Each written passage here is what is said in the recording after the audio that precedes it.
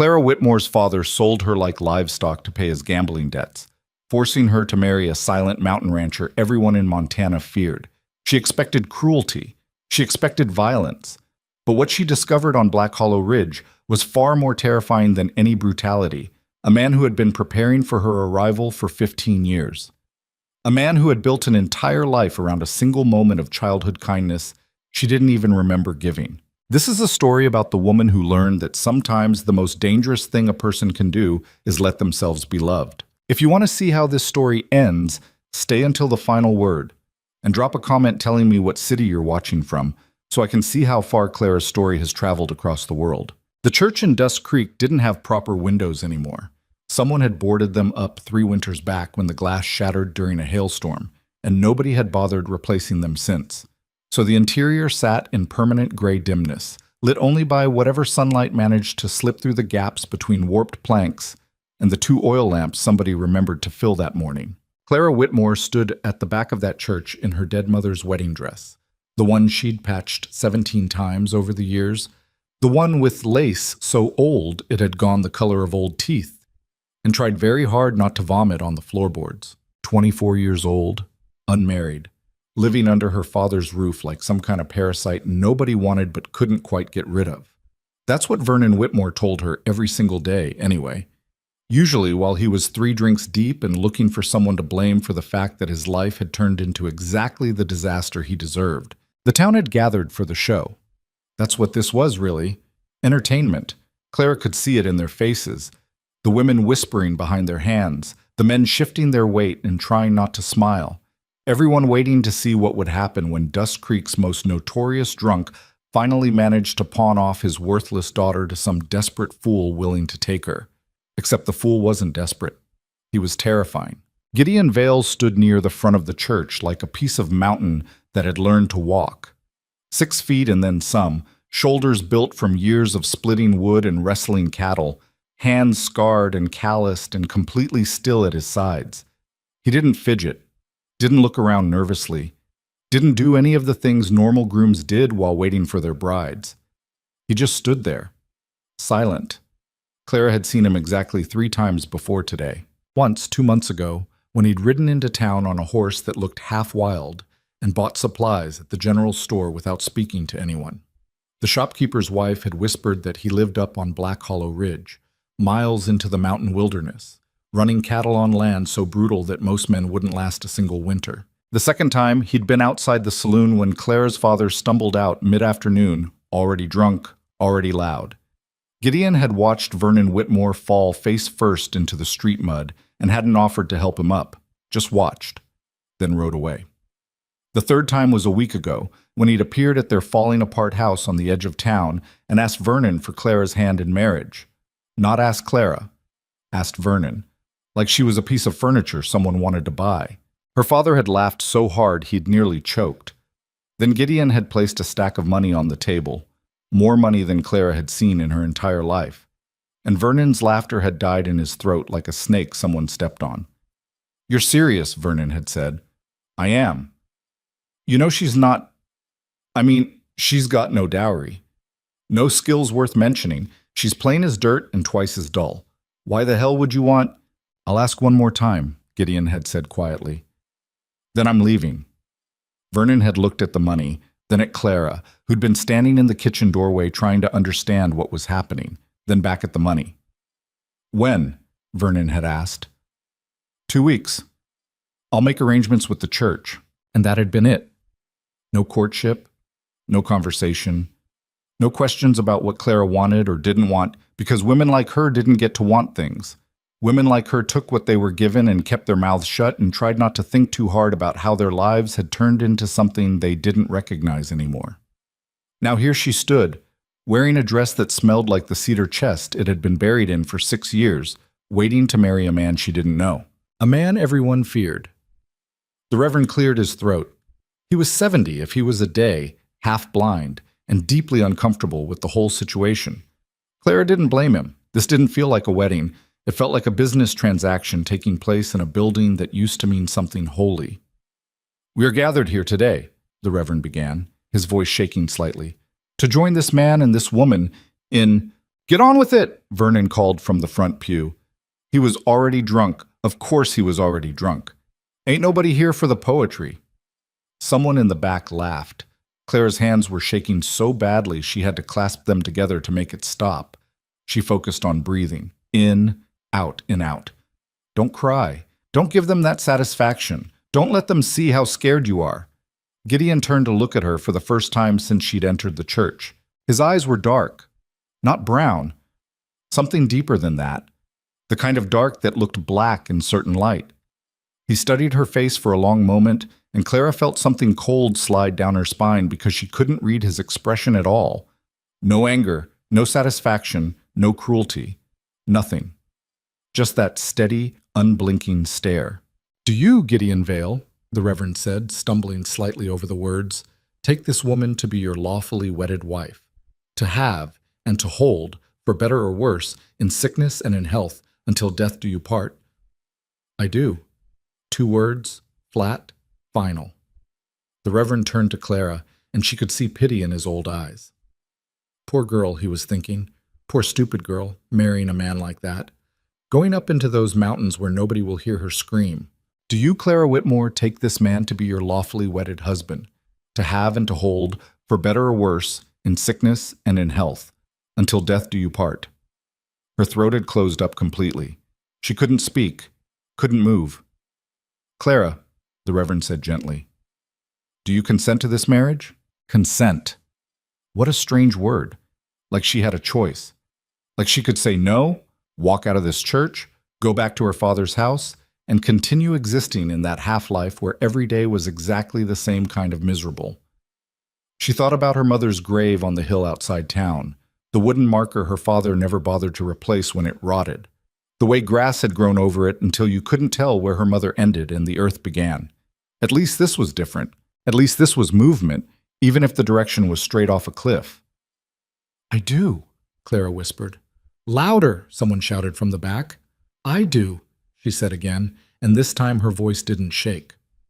"Then by the power vested in me," the Reverend said quickly, like he wanted this over with as much as everyone else, "I now pronounce you man and wife. You may kiss the bride." Gideon looked at her again. Then he held out his hand, not reaching for her, just extending it, offering.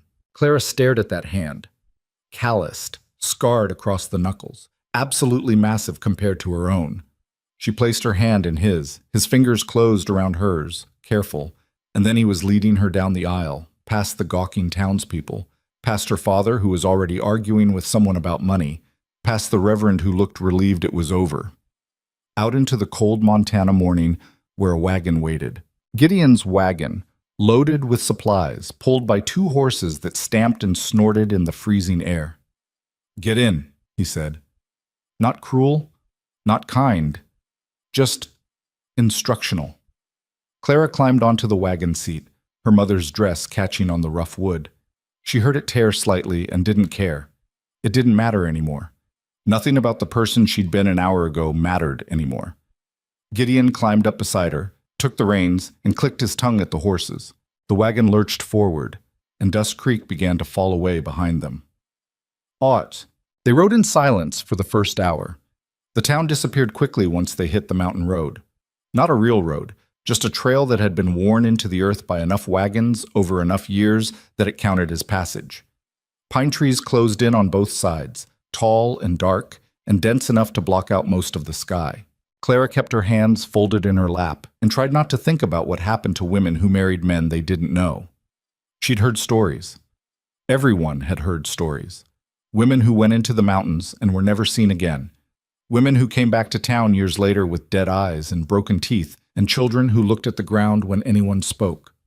She glanced at Gideon from the corner of her eye. He was focused on the road, guiding the horses around ruts and fallen branches with the ease of someone who'd made this journey 1,000 times. His jaw was set, shadowed with dark stubble. His hands on the reins were steady. He hadn't tried to touch her yet. That was something. Clara had expected. She didn't know what she'd expected. Maybe that he'd try to kiss her the moment they were alone. Maybe that he'd push her down in the wagon bed and remind her exactly what she was now. Property. His property. But he just drove. The temperature dropped as they climbed higher into the mountains. Clara's dress, thin cotton and lace meant for indoor ceremonies, not wilderness travel, did absolutely nothing against the cold. She wrapped her arms around herself and tried not to shiver too obviously. Gideon noticed anyway. He didn't say anything, just reached behind the wagon seat, pulled out a heavy canvas coat, and set it down beside her. Clara stared at it. "Put it on," Gideon said. First words he'd spoken since they'd left town. "I'm fine." "You're freezing." "I said I'm fine." He gave her a look, just a quick glance, barely a second, and then turned back to the road. But the coat stayed where it was, offered. Pride was a stupid thing to cling to when your teeth were starting to chatter. Clara knew that. And yet some part of her, some stubborn, broken part, didn't want to take anything from this man, didn't want to owe him, didn't want to start the long slide into gratitude that would make it easier when he finally showed his true nature. Another 10 minutes passed. The cold got worse. Clara's hands were going numb. "Suit yourself," Gideon said quietly. "Freeze if you want." He didn't sound angry. Didn't sound like he cared one way or the other. That was somehow worse than if he'd been mean about it. Clara grabbed the coat and pulled it on. It was enormous on her. The sleeves hung past her hands, the hem fell to her knees, and it smelled like wood smoke and pine and something else she couldn't identify.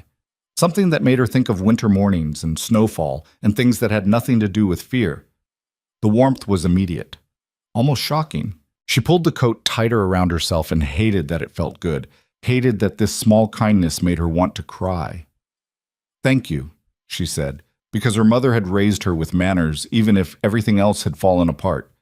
Gideon nodded once, didn't look at her. They kept climbing. The sun was starting to set when Black Hollow Ridge finally came into view. Clara had been half asleep, lulled by the rhythm of the wagon and the exhaustion of the day when Gideon said, "There!" She looked up. The ridge stretched out before them, a long, high plateau carved into the mountainside, surrounded by forest on 3 sides and open to a valley view on the 4th. And there, sitting in a cleared area near the center, was a house, not a cabin. A house, 2 stories, built from solid timber, with a stone chimney rising from one end and a wide porch wrapping around the front. There was a barn set back behind it, and several smaller outbuildings, and fenced pastures where Clara could see cattle moving in the dimming light. This was Black Hollow Ridge. This was where Gideon Vale lived.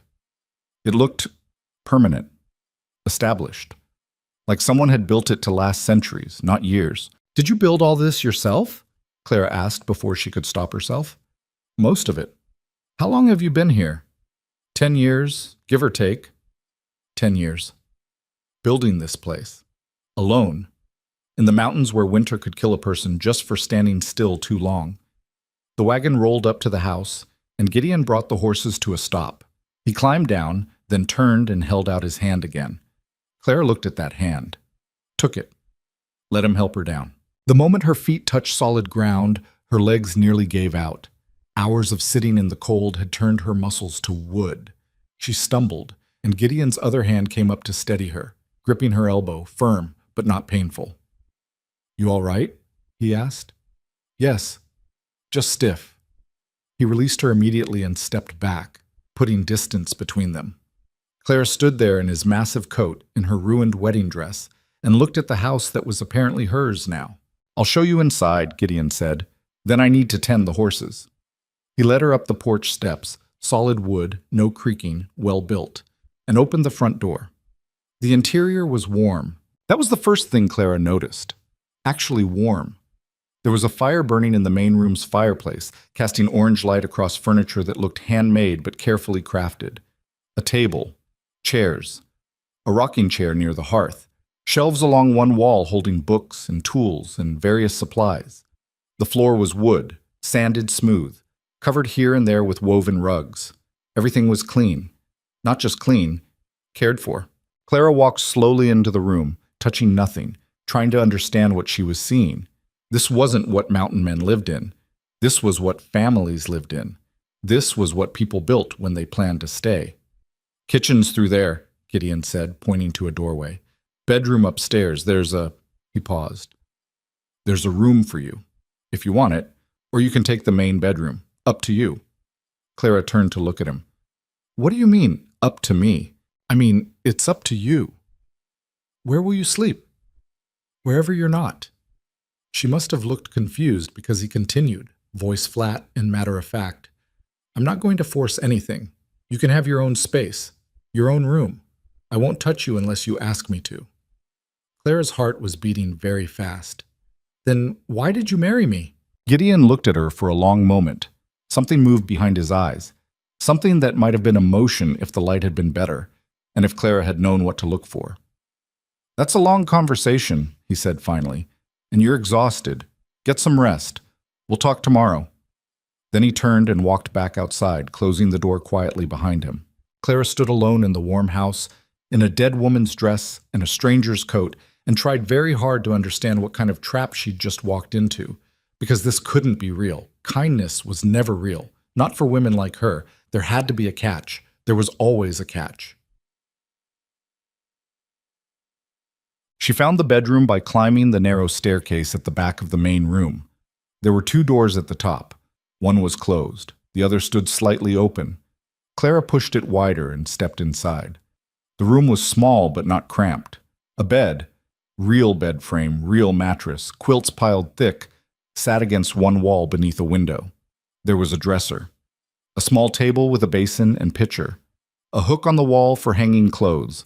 And on the pillow, folded carefully, was a ribbon. Clara walked over to the bed and picked it up. Blue silk, faded slightly with age, but still soft. The kind of ribbon a woman might wear in her hair for something special. She didn't understand. None of this made sense. She set the ribbon down and went to the window.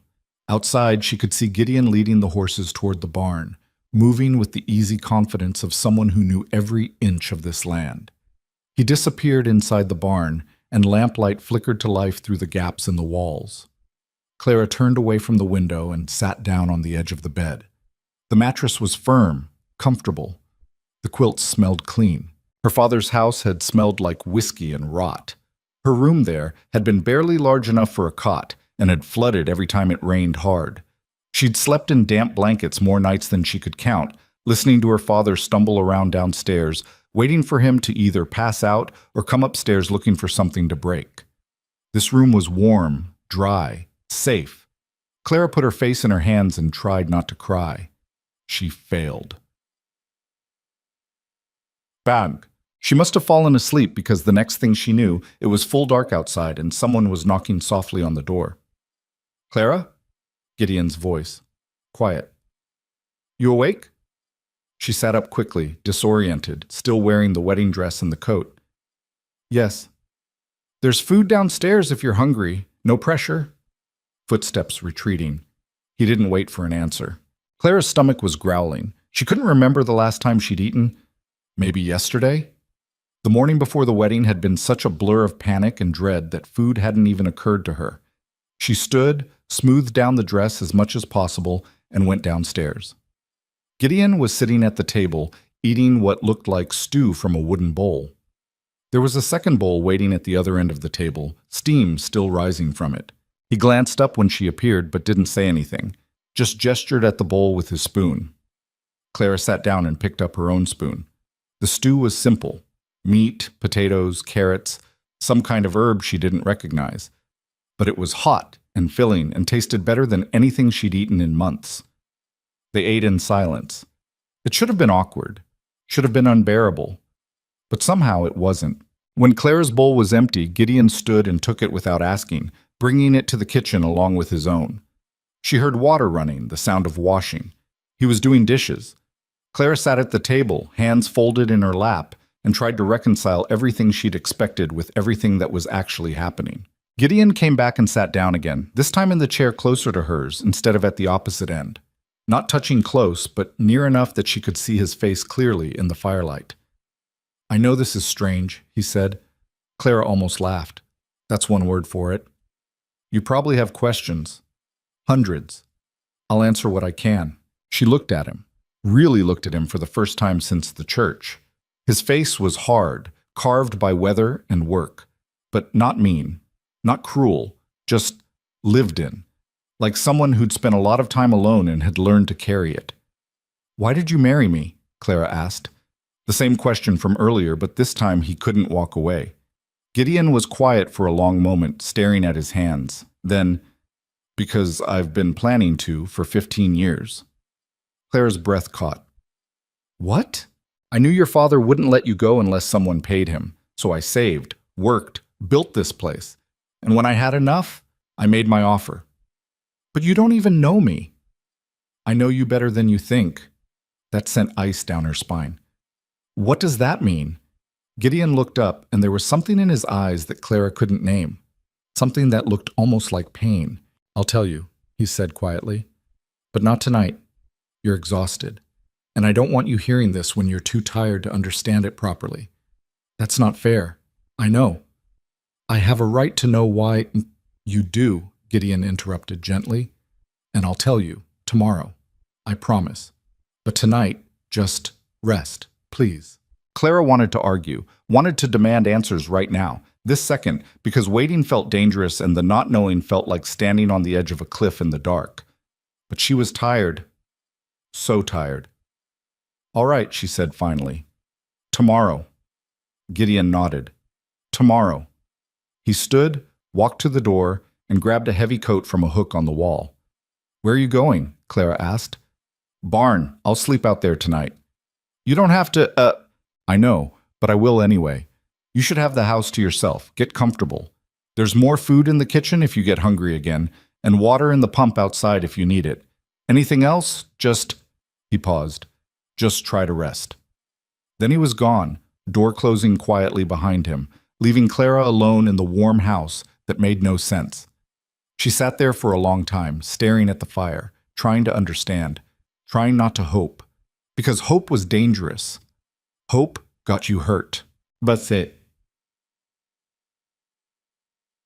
The next morning, Clara woke to sunlight streaming through the bedroom window and the smell of coffee drifting up from downstairs. She lay there for a moment, disoriented, before remembering Black Hollow Ridge, the wedding, Gideon, her husband. She got out of bed, still wearing the wedding dress because she had literally nothing else, and went downstairs. Gideon was at the stove, cooking something in a cast-iron pan. He looked up when she appeared, and if he thought it was strange that she was wearing the same clothes as yesterday, he didn't mention it. Morning, he said. Morning. Coffee's ready. Eggs in a minute. Clara poured herself coffee from the pot on the stove, and it was strong and bitter and perfect. She sat at the table and watched Gideon cook. He moved efficiently. No wasted motion. He'd done this 1,000 times. Do you always wake up this early? Clara asked. Animals don't care if it's Sunday. Is it Sunday? Wednesday. She'd lost track of days completely. Everything before the wagon ride felt like it had happened years ago instead of yesterday. Gideon slid a plate of eggs in front of her, scrambled, cooked with butter, salt, some green herb that tasted sharp and good. His own plate followed, and he sat down across from her. They ate. I need to check the fence line today, Gideon said after a while. North pasture. Might be gone most of the morning. All right. You can do whatever you want while I'm gone. Explore, rest, whatever. He paused, choosing words carefully. Just don't wander too far into the woods. Easy to get turned around if you don't know the trails. I won't. He nodded, finished his eggs, and stood. But before he could leave, Clara said, You promised. You said you'd tell me why you married me. Gideon stopped, turned back. I did promise that, he said quietly. So tell me. He looked at her for a long moment, and Clara saw something flicker across his face. Uncertainty, maybe, or fear, which seemed impossible for a man like him. Tonight, he said finally, when I get back. I'll tell you everything. That a deal? It wasn't. She wanted answers now, but she could see he meant it, and pushing didn't feel like it would help. Tonight, Clara agreed. Gideon nodded once, grabbed his coat, and left. Clara sat alone in the kitchen, listening to his footsteps fade toward the barn, and wondered what secret could possibly be worth 15 years of waiting. Sick. She spent the morning exploring the house. It was bigger than she'd realized. The main room with the fireplace. A kitchen that was actually separate, with a proper wood-burning stove and shelves stocked with supplies. Flour, sugar, salt, dried meat, preserved vegetables in jars, a pantry, a root cellar accessed through a trapdoor in the kitchen floor. Upstairs, the two bedrooms, the one she'd slept in and the other. Clara stood outside the closed door for a long time before finally opening it. This room was larger. Clearly Gideon's. The bed was bigger, made neatly, covered with different quilts. There was a desk beneath the window, scattered with papers and what looked like ledgers. A rifle mounted on the wall, clothes hanging from pegs. And on the desk, half hidden beneath some papers, Clara saw the edge of something carved from wood. She walked over and moved the papers aside. It was a small wooden box, about the size of her hand, intricately carved with a pattern of leaves and vines. Beautiful work. Careful work. Clara picked it up and opened it. Inside, wrapped in soft cloth, was a tiny carved wooden hawk. Her breath stopped. She lifted the hawk out carefully and held it up to the light. It was old. The wood had darkened with age and handling, but the craftsmanship was extraordinary. Every feather carved in delicate detail, wings spread mid-flight, even the tiny talons visible. Clara knew this hawk. She knew it because she'd made it. Not made, carved. Years and years ago, when she was maybe 9 or 10 years old, back when her mother was still alive and teaching her how to work with wood. Clara had spent weeks on this little hawk, whittling away at it with her mother's smallest knife, trying to make something beautiful. When she'd finally finished it, she'd been so proud. Had carried it everywhere, kept it in her pocket like a talisman. And then one day, behind her father's barn, she'd dropped it in the mud and couldn't find it again, no matter how hard she'd looked. She'd cried for hours. That had been 15 years ago. Clara stood in Gideon Vale's bedroom, holding a wooden hawk that should not exist, and felt the entire world tilt sideways. When Gideon came back that afternoon, Clara was waiting for him at the table with the hawk sitting between them. He saw it the moment he walked in, froze in the doorway, then closed the door quietly behind him and took off his coat without saying anything. "Where did you get this?" Clara asked. Her voice sounded strange, too calm. Gideon sat down across from her, looked at the hawk, then at her. "You dropped it," he said quietly, 15 years ago, behind your father's barn. "How do you know that?" "Because I was there." Clara's hands were shaking. She pressed them flat against the table. "Why were you at my father's barn 15 years ago?" Gideon was quiet for a long moment. Then he said, "Because I was starving, and you'd left me bread there the day before." The world went completely still. "What?" Clara whispered. "I was an orphan," Gideon said, still in that same quiet, careful voice. "Lived on the street in Dust Creek, did odd jobs for scraps, that's sweeping, hauling, whatever people would pay a kid to do. Your mother saw me one day, digging through garbage behind the butcher's shop. She gave me work, paid me in food, told me to come to your barn every few days, and she'd leave something for me." Clara couldn't breathe. "She did that for months," Gideon continued, "and sometimes you'd be there. You were just a kid yourself, but you'd sit on the fence and talk to me while I ate, asked me questions, told me stories. You never looked at me like I was dirt, never treated me like I was something disgusting." He reached out and touched the hawk with one finger, gentle. "This day you were working on this. Showed it to me. I said it was beautiful. You smiled like that was the best thing anyone had ever told you. Then you dropped it running back to the house, and I found it in the mud after you left." "Why didn't you give it back?" Clara asked. Her voice cracked. "I tried. Came back the next day, but your mother was—" He swallowed hard. "She was already sick, I could see it, and 2 weeks later she was dead, and you stopped coming to the barn." Clara's eyes were burning. "I forgot," she whispered. "I forgot all of it." "I know. I forgot you." "I know," Gideon said again, and this time there was something raw in his voice. "But I never forgot you." Clara looked at him, this massive, quiet man who'd built an entire life in the wilderness, and suddenly understood. "You did all this for me," she said. "The house. Everything. I told you I'd been planning this for 15 years. But I didn't even remember." "Didn't matter." Gideon's voice was firm now, certain. "You were kind to me when nobody else was. You looked at me like I was a person. And when your father started drinking himself to death and dragging you down with him, I knew nobody else would save you unless I did. So you built Black Hollow Ridge." "I built a home," Gideon corrected quietly. For the girl who gave bread to a starving kid. For the only person who ever made me feel human. Clara couldn't stop the tears. They came hot and fast, and she put her face in her hands because she didn't want him to see. But Gideon just sat there, quiet and steady, waiting. When she finally looked up again, he was watching her with those dark, careful eyes. "I don't deserve this," Clara said. "Yes, you do. You don't even know me anymore." "Then we'll learn," Gideon said simply. "No rush. No expectations. We've got time." Clara picked up the wooden hawk and turned it over in her hands. This tiny thing she'd made as a child. This tiny thing he'd kept for 15 years. "I'm scared," she admitted. "Of me?" "Of all of it." Gideon nodded slowly. "That's fair. But I meant what I said yesterday. I won't force anything. You want separate rooms forever, that's fine. You want to leave? I won't stop you.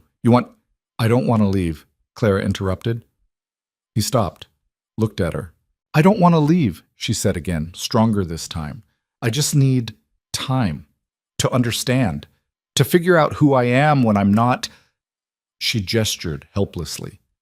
"When I'm not just surviving." "Take all the time you need," Gideon said. And Clara believed him. For the first time in her life, someone had said something kind, and she actually believed it was real. Atik. The days began to settle into a rhythm after that. Gideon worked. Clara explored.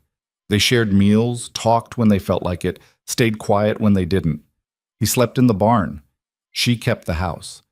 It wasn't romance. It wasn't even really a marriage in any traditional sense, but it was peaceful. And peace was something Clara had never experienced before. She started taking care of things, cooking better meals, organizing the pantry, mending clothes that needed it. Not because Gideon expected it, but because it felt good to have purpose beyond simple survival.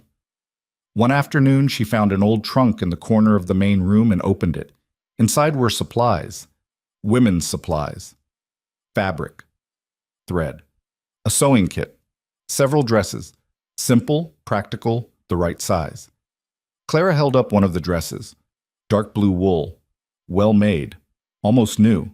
"I guessed at the size," Gideon said from behind her. She turned.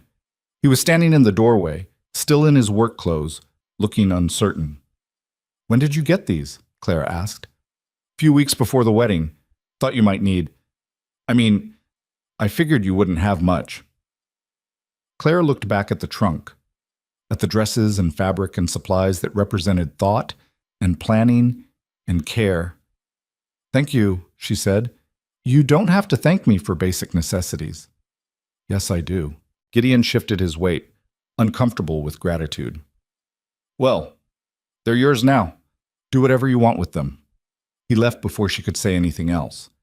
Clara stood there for a long time, holding the blue dress, and felt something crack open in her chest. Winter came to Black Hollow Ridge like a hammer. One day it was just cold. The next day it was a blizzard that buried the world in white. Gideon had prepared. The barn was stocked with hay, the pantry full, firewood stacked high against the house. He'd spent the better part of a week before the snow hit, making sure everything was secured, reinforced, ready. But even with preparation, the storm was brutal. It started mid-morning and didn't stop for 3 days. Clara had never seen snow like this. It piled up against the windows, blocked the door, turned the entire ridge into something unrecognizable. The wind screamed, the house shook, and the animals still needed tending. "I have to check the barn," Gideon said on the second day, pulling on every layer of clothing he owned. "You can't go out in this," Clara said. "You'll freeze to death before you make it 10 feet. Cattle need water. Horses need hay. I don't have a choice." He was right. Clara knew he was right. But the idea of him walking out into that white hell made her stomach turn. "Then I'm coming with you," she said. "Absolutely not. You can't do it alone. I've done it plenty of times." "Not with me here, you haven't." They stared at each other. Clara in her wool dress and shawl, Gideon already bundled like he was heading into battle. "No," Gideon said firmly. "I'm your wife," Clara shot back. "That's what you told my father, right? Well, wives help. That's how this works." "Clara, give me a coat and tell me what to carry." For a moment she thought he'd refuse, thought he'd physically bar the door to keep her inside, but then he grabbed the canvas coat from the hook, the same one he'd given her that first wagon ride, and held it out. "Stay close," he said. "Don't let go of my hand. We get separated in this, you won't find your way back." Clara put on the coat and took his hand. They went out into the storm together. It was like stepping into a roaring white nothing. Clara couldn't see 3 feet in front of her face. The wind tried to rip her away immediately, and only Gideon's grip kept her grounded. They moved slowly, Gideon leading, Clara following, both of them bent against the wind. The barn was maybe 50 yards from the house. It felt like 50 miles. But they made it. Inside, the animals were restless but alive. Clara held the lantern while Gideon distributed hay and broke ice from the water trough. Her hands were numb within minutes. Her face felt like it was being cut by frozen knives. But they did the work. And when it was done, they made the journey back to the house. Clara's legs gave out the moment they were inside. Just collapsed. Gideon caught her before she hit the floor, and she found herself sitting on the rug in front of the fireplace while he pulled off her frozen boots and wrapped blankets around her shoulders. "You're insane," he muttered, rubbing warmth back into her hands. "Completely insane." "Takes one to know one," Clara said through chattering teeth. He looked up at her, and for the first time since she'd met him, Gideon smiled. Actually smiled. It transformed his entire face, made him look younger, almost gentle. "Fair point," he said. And Clara, frozen and exhausted and more alive than she'd felt in years, smiled back. Malt. On the third day, the storm finally broke. Clara woke to silence. Real silence, not the screaming wind, and sunlight coming through the window. She went downstairs and found Gideon already up, staring out at the transformed ridge. Everything was white, buried. The world had been completely remade. "We're going to be snowed in for weeks," Gideon said. "Maybe longer." "Is that a problem?" He glanced at her. "You tell me. Can you handle being stuck here with me that long?" Clara walked over to stand beside him at the window. Outside, the snow sparkled in the morning light. Beautiful. Deadly. Isolating. "Yes," she said simply. And she meant it. Because somewhere between the wagon ride and the blizzard, between the wooden hawk and the storm, Clara had stopped being afraid of Black Hollow Ridge. Had stopped being afraid of Gideon. Had started, slowly, carefully, to believe that maybe this strange marriage could become something real. The weeks that followed the blizzard passed in a strange kind of suspended reality. Snow kept them locked on the ridge like prisoners who'd forgotten they were supposed to want to escape. Clara stopped counting days. They all blurred together into a rhythm of morning fires and evening meals, of Gideon disappearing into the cold to tend animals, and Clara learning every corner of the house that was somehow hers now. She found herself doing things she'd never done before, not because anyone asked, but because the silence of the house demanded filling. One morning, she pulled out the flour and started making bread. Real bread, the way her mother had taught her before everything fell apart. Her hands remembered the motions even though her mind had tried to forget, kneading, folding, waiting for the rise. The smell filled the house, warm and yeasty and alive. Gideon came in from the barn, stopped dead in the doorway, and just stared. "What?" Clara asked, suddenly self-conscious. "Nothing, just—" He shook snow from his coat. "Smells good." "It's just bread.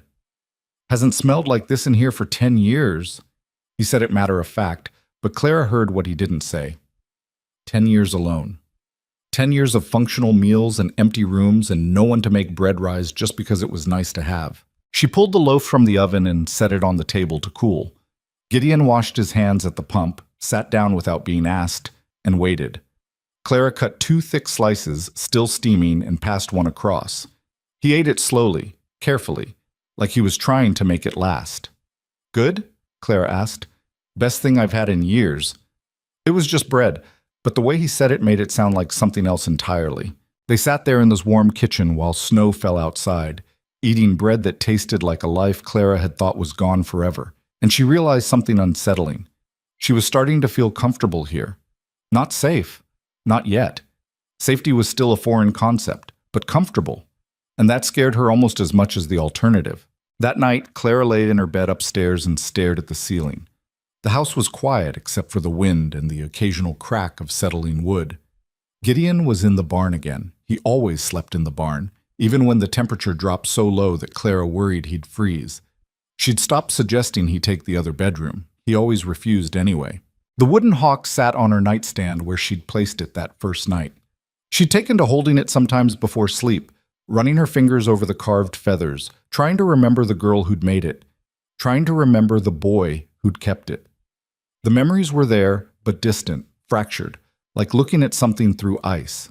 She remembered her mother's hands showing her how to angle the knife, remembered the barn, the smell of hay and horses, remembered someone small and thin sitting on the fence rail eating bread with the desperate focus of someone who didn't know when the next meal would come.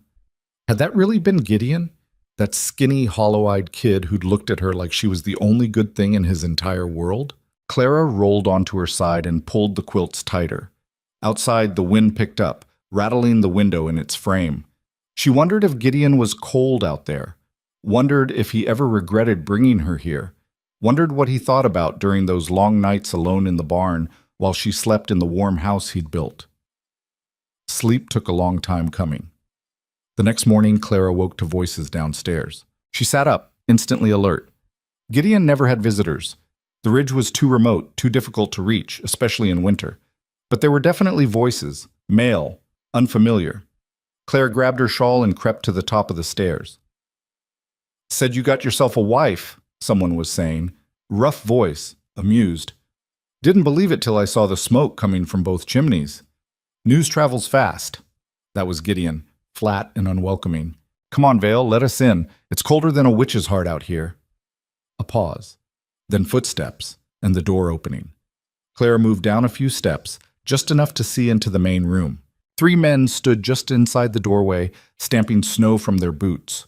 Trappers, by the look of them. Rough clothes, heavy furs, the kind of weathered faces that came from years in the wilderness. One was tall and lean with a scar across his cheek. Another was shorter, broad-shouldered, with a dark beard going gray. The third was younger, maybe Clara's age, with pale eyes that moved around the room like he was cataloging everything worth stealing. "Didn't expect company," Gideon said. "Not quite hostile, but close." "We were passing through, checking trap lines," the scarred one said. "Figured we'd stop by, see if you needed anything. Hell of a storm we just had." "I'm fine." "Sure you are. But what about the new missus?" The scarred man grinned. "Where you hiding her?" Clara's stomach tightened. She could stay upstairs, should stay upstairs. Let Gideon handle this. But something stubborn in her refused to hide. She came down the rest of the stairs. All 3 men turned to look at her, and Clara felt their eyes like hands. Assessing, judging, calculating. "Well, hell," the scarred man said slowly. "Vale, you didn't mention she was pretty." "Didn't mention her at all," Gideon said, and there was an edge in his voice now, sharp, warning. Clara moved to stand beside Gideon, and his hand came up immediately. Not touching her, just present. A barrier. "Clara, these are the Murphy brothers," Gideon said, voice carefully neutral. "They run trap lines through this territory. Murphy brothers, my wife." "Pleasure," the scarred one, apparently the eldest Murphy, said with a smile that didn't reach his eyes. "Name's Jack. This here's Thomas, and the pup's Daniel." Clara nodded but didn't speak. Her mother had taught her that sometimes silence was the safest response.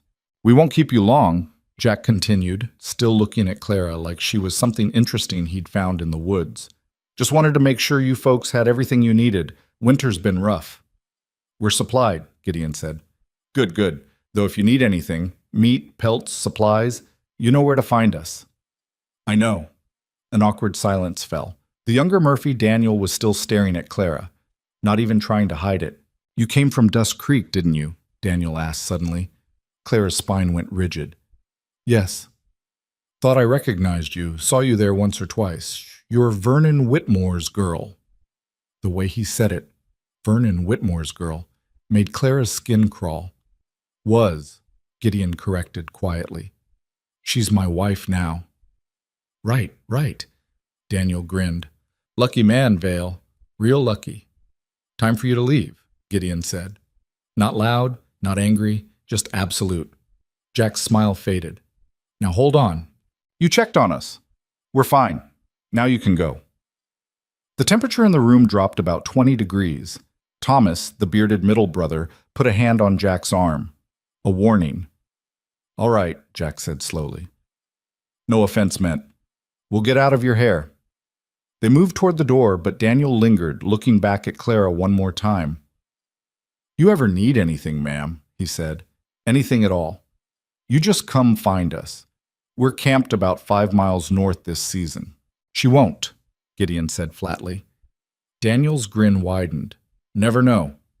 Then they were gone, door closing behind them, the sound of their boots crunching through snow fading away. Gideon stood completely still, staring at the closed door. His jaw was clenched so tight Clara could see the muscle jumping. Who were they really? Clara asked quietly.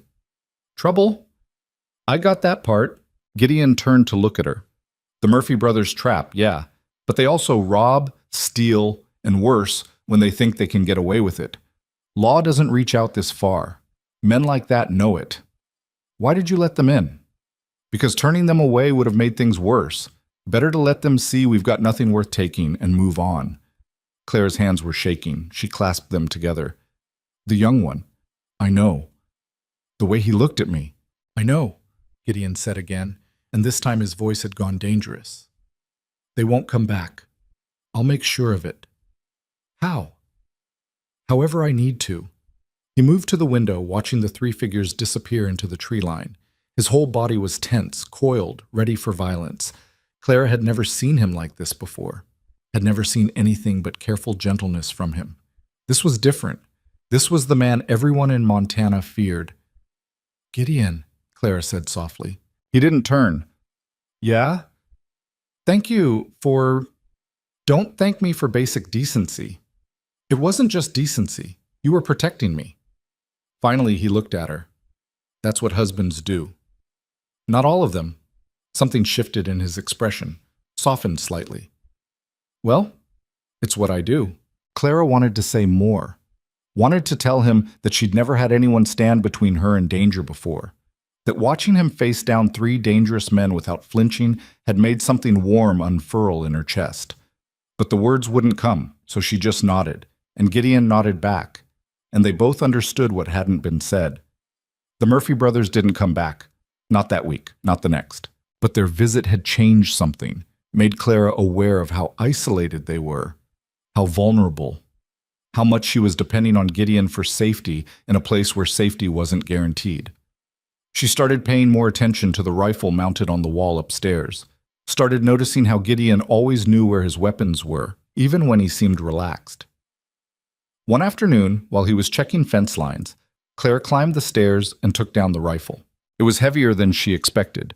Cold metal and smooth wood, well-maintained, obviously cared for. She'd never held a gun before. Her father had owned a pistol, but he'd never let her near it. You planning to shoot someone? Clara jumped, nearly dropped the rifle. Gideon was standing in the bedroom doorway, snow still melting on his shoulders. I didn't hear you come in, Clara said. I noticed. He moved into the room, not rushing, just steady. You know how to use that? No. Then you probably shouldn't be holding it. Clara's chin came up. Then teach me. Gideon stopped, looked at her. Why? Because I don't want to be helpless. Because if something happens and you're not here, I need to be able to defend myself. Because... She stopped, searching for the right words. Because I'm tired of being weak. You're not weak. I've been weak my entire life. No, Gideon said firmly. You survived your father for 24 years. That's not weak. That's strong as hell. Claire's throat tightened. I hid. I took it. That's not strength. Sometimes surviving is the only strength there is. They stood there, Clara holding the rifle, Gideon watching her with those dark, careful eyes. You really want to learn? He asked finally. Yes. All right, but not with this one. We'll start with something smaller. He went to the closet and pulled out a smaller rifle, older, lighter, brought it over and showed Clara how to hold it. His hands guided hers, positioning her grip, adjusting her stance. First rule, Gideon said, never point it at anything you're not willing to destroy. Second rule, always assume it's loaded. Third rule, Keep your finger off the trigger until you're ready to fire. Clara nodded, trying to absorb everything. We'll practice outside tomorrow, Gideon continued, shooting at targets, but I need you to promise me something. What? You only use this if you absolutely have to, because once you fire a gun at a person, there's no taking it back, you understand? I understand. He looked at her for a long moment, like he was trying to decide if she really did. Then he took the rifle back and returned it to the closet. Tomorrow, he said, after morning chores. Thank you. Don't thank me yet. You might hate it. But Claire didn't think she would, because for the first time in her life, someone was giving her the tools to protect herself instead of just promising to do it for her. And that felt like freedom. The next day, Gideon set up targets in the clearing behind the barn. Old cans balanced on fence posts, a board with circles drawn in charcoal. Stance first, he said, positioning Clara. Feet apart, weight balanced. Rifle against your shoulder. Tight. It's going to kick. If you're not braced, it'll knock you down. Clara did as he said, feeling awkward and ungainly. Now look down the sight. See that notch at the front? Line it up with your target. She tried. The rifle was heavy. Her arms were already shaking. Breathe, Gideon said quietly. He was standing behind her, close enough that she could feel the warmth of him. In, out. On the exhale, squeeze the trigger. Don't pull. Squeeze. Clara breathed, aimed, squeezed. The rifle roared and kicked back hard into her shoulder. The bullet went wild, didn't hit anything. Again, Gideon said. She tried again, missed again, and again and again. By the 10th shot, Clara's shoulder was screaming and her hands were numb from cold, and she hadn't hit a single target. I'm terrible at this, she said, lowering the rifle. You're learning. There's a difference. I can't hit anything. Not yet. Maybe I'm just not. Try again, Gideon interrupted. One more. Clara wanted to quit, wanted to hand him the rifle and go back inside where it was warm and she didn't have to face her own incompetence. But she raised the rifle instead, braced her feet, settled the stock against her shoulder, looked down the sight, breathed, squeezed. The leftmost can exploded off its post. Clara stared. I hit it. You hit it. I actually hit it. She turned to look at Gideon, grinning like an idiot, and found him smiling back. That rare, transformative smile that made him look like someone who remembered how to be happy. Told you, he said. Clara laughed. Actually laughed. When was the last time she'd done that? When was the last time anything had felt like an accomplishment instead of just another day survived? Again? She asked. Again, Gideon agreed. They stayed out there until the sun started setting and Clara had knocked down 3 more cans. Her shoulder would be bruised tomorrow. Her hands were frozen. She didn't care, because she'd hit something. She'd aimed and fired and hit what she was aiming at, and that felt like power. Walking back to the house, Gideon said casually, You did good today. I missed more than I hit. Everyone does it first. Point is, you didn't quit. Clara glanced at him. Did you think I would? No, but I wouldn't have blamed you if you did. They reached the porch, and Clara stopped. The sun was setting behind the mountains, turning the snow pink and gold. Beautiful and cold and unforgiving. I don't quit things anymore, Clara said quietly. I spent too many years just existing, taking whatever came. I'm done with that. Gideon looked at her, and there was something in his expression Clara couldn't quite name, pride maybe, or respect. Good, he said simply. And Clara realized that she meant it. She was done being the person who'd walked out of Dust Creek wearing a dead woman's dress and shame like a second skin. She was becoming someone else. Someone who could shoot a rifle and bake bread and stand beside a dangerous man without flinching. Someone who was starting to believe she deserved to take up space in the world. The transformation wasn't complete. Probably wouldn't be for a long time. But it had started. And that was enough. Spring came slowly to Black Hollow Ridge. The snow didn't melt so much as reluctantly retreat, inch by inch, revealing mud and dead grass and the skeletal remains of last year's garden. Clara stood at the kitchen window one morning in early March, watching water drip from the icicles hanging off the porch roof, and felt something shift inside her chest. Hope. Actual hope. She'd been on the ridge for 4 months now. 4 months of learning how to live with a man who kept his distance but never made her feel unwanted. 4 months of discovering that kindness didn't always come with conditions attached. 4 months of slowly, carefully letting herself believe this might be real. You planning to plant something this year? Clara turned. Gideon was at the table, repairing a piece of tack, his hands moving with the easy competence of someone who'd done this 1,000 times. I don't know anything about gardening, Clara admitted. Your mother did. My mother knew a lot of things I never learned. Gideon set down the leather strap he'd been working on. I've got seeds, saved them from last year. Could show you how to start them if you want. You garden? Have to. Can't run cattle into town every time I need vegetables. Clara came over and sat down across from him. What do you grow? Potatoes, carrots, onions, beans, things that store well. Some herbs. Tried tomatoes once, but the season's too short up here. He paused. Could expand it, if you wanted. Add more variety. Why would you do that? Because you're here now. Doesn't have to just be survival food anymore. Clara looked at him. This man who'd built a life around the memory of a kind child and had somehow managed to make space for the broken woman she'd become. I'd like that, she said quietly. Learning to grow things. All right then. We'll start seeds inside next week. Get them strong before we transplant. It was such a simple conversation, so domestic, but it made Clara's chest feel too full, like something was trying to burst out. Gideon? He looked up. Why do you still sleep in the barn? The question hung between them.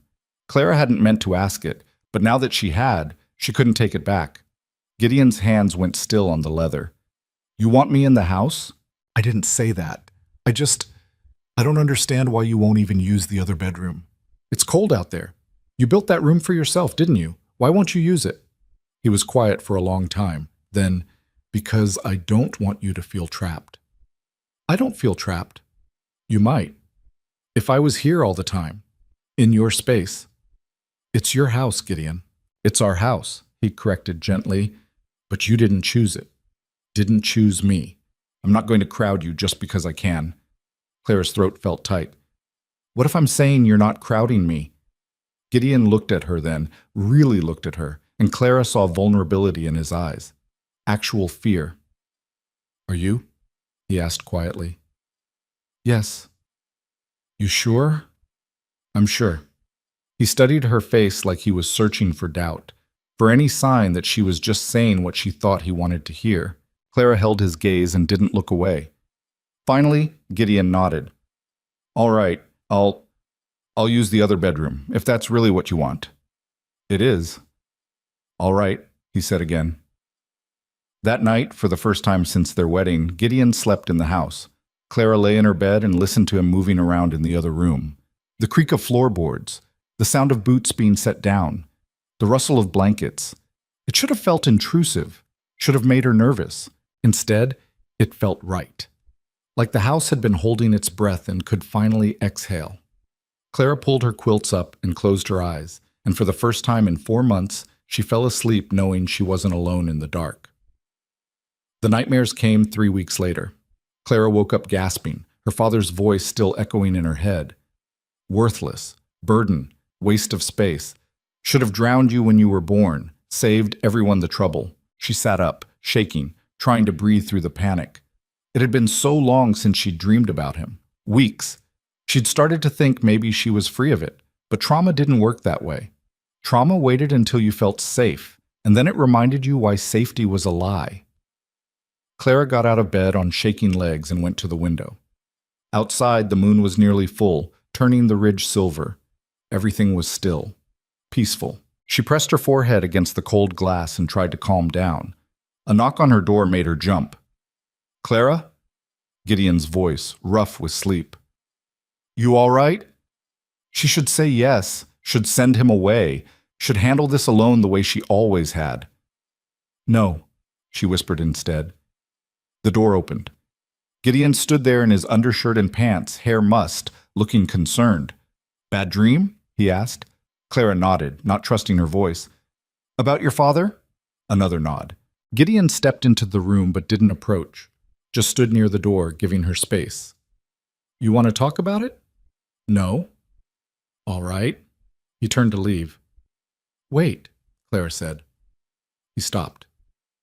Could you just stay? Just for a minute. I don't want to be alone right now." Gideon looked at her for a long moment. Then he crossed the room and sat down on the floor with his back against the wall, leaving the bed to her. "I'm here," he said quietly, "as long as you need." Clara climbed back into bed and pulled the quilts around herself.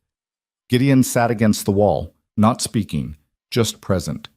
Slowly her breathing calmed. The shaking stopped. "He told me I was worthless," Clara said suddenly. "Every day, for years. Told me I was the reason my mother died. That she got sick because I was such a disappointment." Gideon's jaw clenched, but he didn't interrupt. "I believed him," Clara continued. "I believed every word. And even now, even here, sometimes I wake up and think he was right. That I don't deserve any of this. That you're going to realize what a mistake you made and—" "Stop," Gideon said, not loud but firm. "Just stop." He stood and came to sit on the edge of her bed, careful to keep distance between them. "Your father was a drunk and a coward," Gideon said, "and everything he told you was a lie. You understand me? Every single word was a lie. You don't know. I know you gave bread to a starving kid when you had barely enough for yourself. I know you survived 24 years in a house that would have broken most people. I know you stood up to 3 dangerous men without flinching. I know you learned to shoot a rifle in freezing cold because you refused to be helpless." He paused. "You're not worthless, Clara. You never were." Clara's eyes were burning. "How do you know?" "Because I've been watching you for 15 years, Gideon said quietly, "and I've never seen anything in you that wasn't worth keeping." The tears came then, hot and fast. Clara tried to hold them back, but it was useless. Gideon reached out slowly, giving her time to pull away, and took her hand. "You're safe here," he said. "I promise. He can't hurt you anymore." "I know." "Do you?" Clara looked at their joined hands, his so much larger, scarred and calloused, hers small and pale and shaking. "I'm starting to," she whispered. Gideon squeezed her hand gently. Then he stood. "I'll be right across the hall. You need anything? Just call." He was halfway to the door when Clara said, "Gideon?" "Yeah?" "Thank you for everything." He looked back at her, and in the moonlight his expression was unbearably gentle. "You don't need to thank me for being your husband," he said. Then he was gone, door closing softly behind him. And Clara lay back down, still crying, but this time from something that felt less like grief and more like relief. The nightmares didn't stop after that night, but they became less frequent, less vicious. Clara still woke up sometimes with her father's voice in her head, but now she could get up, walk to her window, and remind herself where she was, who she'd become. And sometimes, when it was really bad, she'd find Gideon already awake downstairs, sitting by the fire with coffee, like he'd been waiting. He never asked questions, never pushed, just made room for her on the other chair and sat in companionable silence until the shaking stopped. April arrived with mud and rain and the first green shoots pushing through the earth. Clara spent her mornings helping Gideon with the seedlings they'd started in wooden boxes on the windowsills, tiny fragile things that needed constant attention.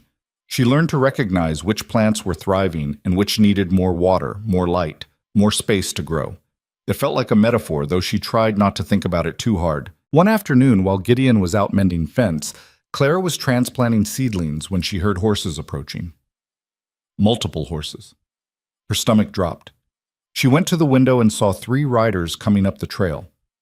For a moment she thought it was the Murphy brothers again, and her hand automatically went to where Gideon kept the rifle near the door. But these weren't the Murphys. These riders wore better clothes, sat straighter in their saddles. As they got closer, Clara could make out a woman among them. Middle-aged, well-dressed, riding side saddle with the ease of someone who'd been doing it her whole life. Clara's heart started pounding for a different reason now. She didn't know these people, but she recognized what they represented.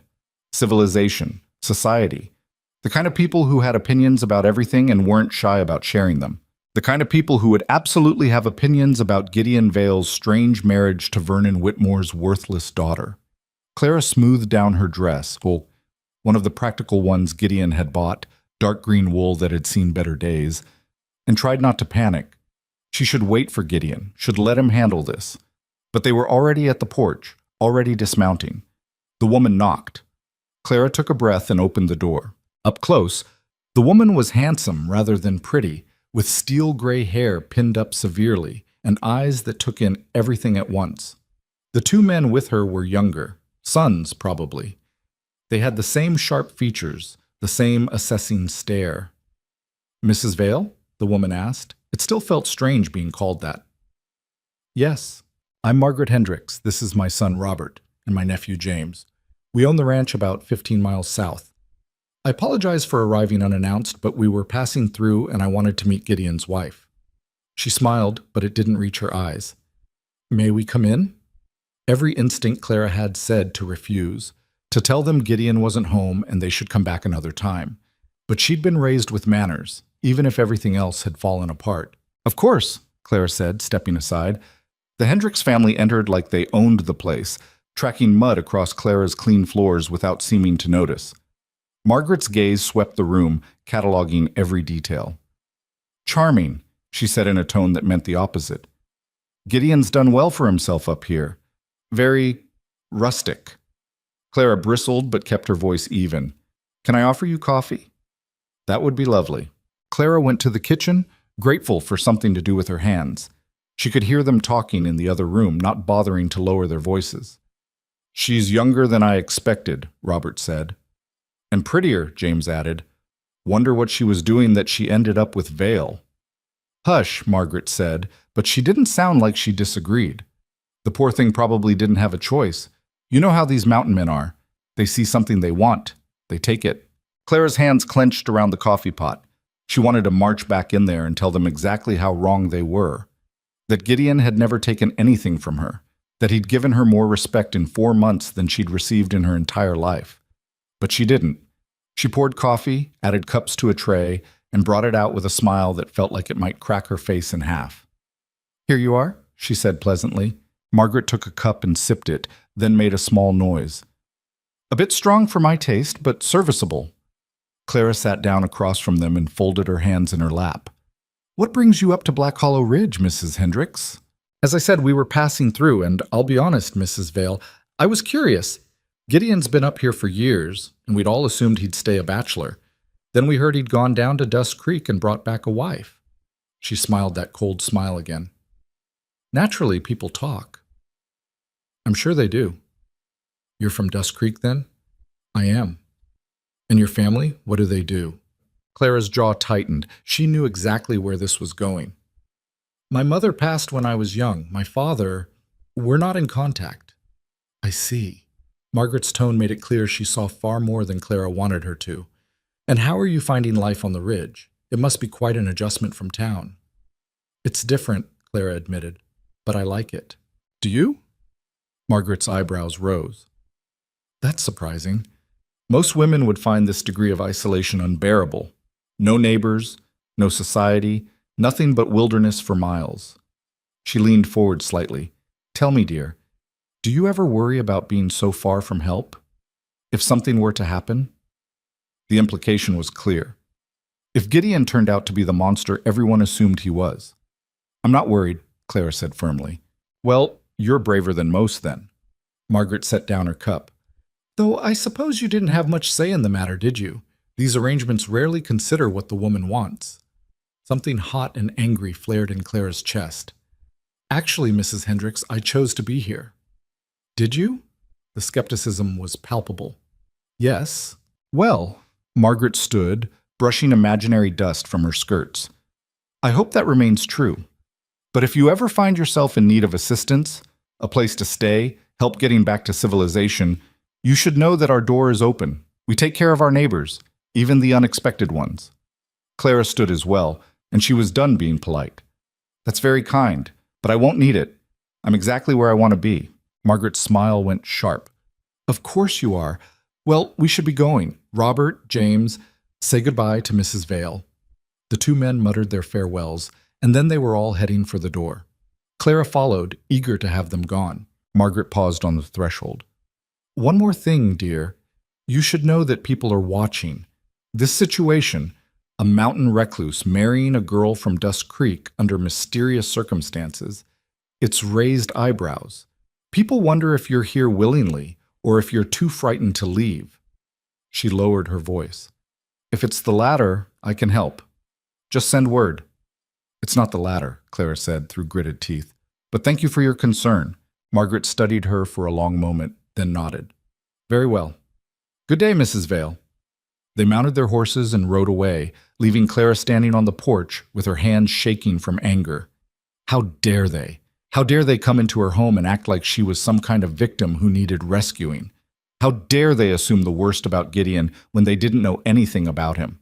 When they didn't know anything about what it meant to be actually saved instead of actually trapped? She was still standing there, fuming, when Gideon came around the side of the house, tools in hand. He saw her face and stopped. What happened? The Hendricks family paid a visit. Gideon's expression went carefully blank. What did they want? To see if I needed rescuing, apparently. Claire's voice was bitter. To make sure I knew I had options if this all became too unbearable. What did you tell them? That I'm exactly where I want to be. Gideon set down his tools and came up the porch steps. And they believed you? No, they think you're holding me hostage or that I'm too scared to admit the truth. Clara laughed, but there was no humor in it. They looked at me like I was this pathetic creature who couldn't possibly know her own mind. I'm sorry. Don't be sorry. Be angry. I'm angry. I am angry, Gideon said quietly, but not surprised. People like the Hendricks, they need things to fit into boxes they understand. A man like me marrying a woman like you, it doesn't fit. So they make up stories that do. Clara looked at him. A woman like me? Young, pretty, from town. He paused. Too good for a mountain hermit with a bad reputation. That's not true. That's how they see it. Then they're idiots. Gideon's mouth twitched, almost a smile. Probably. Clara crossed her arms. You know what the worst part is? She acted like she was being kind, like offering to rescue me was this generous thing instead of an insult to both of us. That's how people like that operate. They wrap their judgment up in concern and expect you to be grateful. Well, I'm not grateful. I'm furious. I can see that. Clara started pacing the porch. And another thing, why does everyone assume that being isolated is the same as being imprisoned? I like it here. I like the quiet. I like not having to perform for people who wouldn't care about me anyway. I like... She stopped, realizing what she'd been about to say. Gideon was watching her carefully. What do you like? Clara took a breath. I like being here. With you. Is that so impossible to believe? Something shifted in Gideon's expression. Something vulnerable and hopeful and scared all at once. No, he said quietly, but people will keep questioning it, keep assuming the worst. It's going to happen again. Let them, Clara said fiercely. Let them think whatever they want. I know the truth. You know the truth. That's what matters. Gideon looked at her for a long moment. Then he reached out and took her hand. The first time he'd touched her in weeks except for that night with the nightmare. You're sure? He asked. About being here? I'm sure. Because if you ever change your mind, I won't. But if you do, Gideon, Clara squeezed his hand, I won't. Stop giving me escape routes I don't want. He studied her face like he was trying to memorize it. Then, slowly he smiled. A real smile, not the careful half version he usually gave. All right, he said. No more escape routes. Good. They stood there on the porch, hands linked, while the sun worked its way toward the mountains. Clara felt something settle in her chest, something that had been loose and anxious for months. She was done apologizing for choosing this life, done letting other people's assumptions make her doubt herself. She'd found something here on Black Hollow Ridge that she'd never had before. A home that felt like hers. A man who treated her like she mattered. A future that looked like something other than just survival. And she'd be damned if she'd let anyone take that away. The rest of April passed in a blur of work and mud and growing things. Clara threw herself into the garden with an intensity that surprised even her. She spent hours on her knees in the dirt, planting seeds, pulling weeds, learning which plants needed shade and which needed full sun. Gideon worked beside her when he could, showing her techniques he'd learned over the years. They fell into an easy rhythm, working together in comfortable silence, occasionally exchanging observations about the weather or the soil or the cattle. It felt domestic, normal, like they'd been married for years instead of months. One evening in early May, Clara was washing dishes when Gideon came in from checking the stock. He stopped in the doorway, just watching her. "What?" Clara asked, suddenly self-conscious. "Nothing. Just—" He shook his head. "This still doesn't feel real sometimes." "What doesn't?" "You. Here. This." Clara dried her hands and turned to face him. "It's real." "I know, but I keep expecting to wake up and find out I imagined the whole thing." "That's a terrible thing to imagine." "I've had worse." Clara moved closer. "Like what?" Gideon was quiet for a moment, then, "Like imagining going through another winter alone. Like imagining being 50 years old and realizing I'd spent my entire life building something for a ghost. Like imagining dying on this ridge with no one knowing or caring." The rawness in his voice made Clara's chest ache. "Gideon—" "I'm not saying that for sympathy," he interrupted. "I'm saying it because you should know. You think you're the only one who was saved by this marriage? You're not. I was drowning just as much as you were. I just did it quieter." Clara reached out and took his hand. "Then we saved each other." "Maybe." "Not maybe. Definitely." Gideon looked down at their joined hands. "You ever think about what happens next?" "What do you mean?" "I mean, what do you want, Clara? From this? From me? From life? You never talk about the future." Clara considered the question. What did she want? 6 months ago, she would have said she wanted to survive, to make it through another day without breaking. But now, "I want to build something," she said slowly. "I want to make this place ours, not just yours. I want to see the garden grow. I want to learn how to run cattle and mend fences and do all the things that keep this place alive. I want—" She paused. "I want to matter, not to the world, but to this little piece of it, to you." "You already matter to me," Gideon said roughly. "You've always mattered." "I know, but I want to earn it. I want to be your partner, not just your wife on paper. Does that make sense?" "Yeah, it makes sense." They stood there in the kitchen, hands linked, and Clara felt something shift between them. A door opening, a possibility becoming real. "Can I ask you something?" Clara said. "Anything." "Why haven't you tried to kiss me?" Gideon went very still. "What?"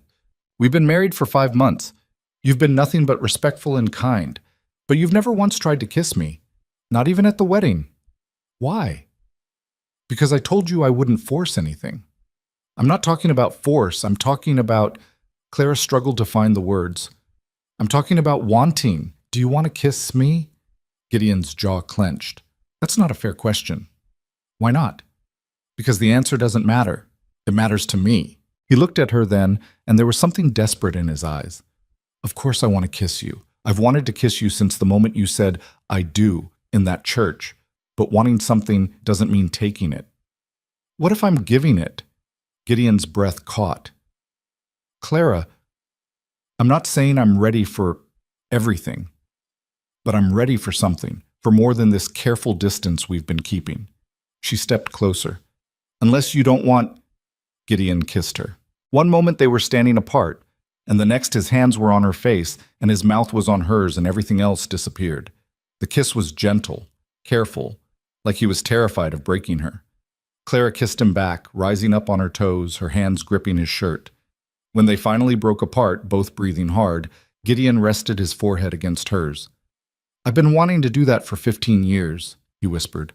"Then why did you wait for me to ask?" "Because you deserved the choice." Clara's throat felt tight.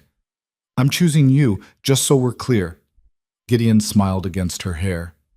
"Just so we're clear. I chose you a long time ago." They stood there in the kitchen, holding each other, and Clara realized she wasn't scared anymore. Wasn't waiting for the other shoe to drop. Wasn't convinced this was all going to fall apart. She was just happy. Actually, genuinely happy.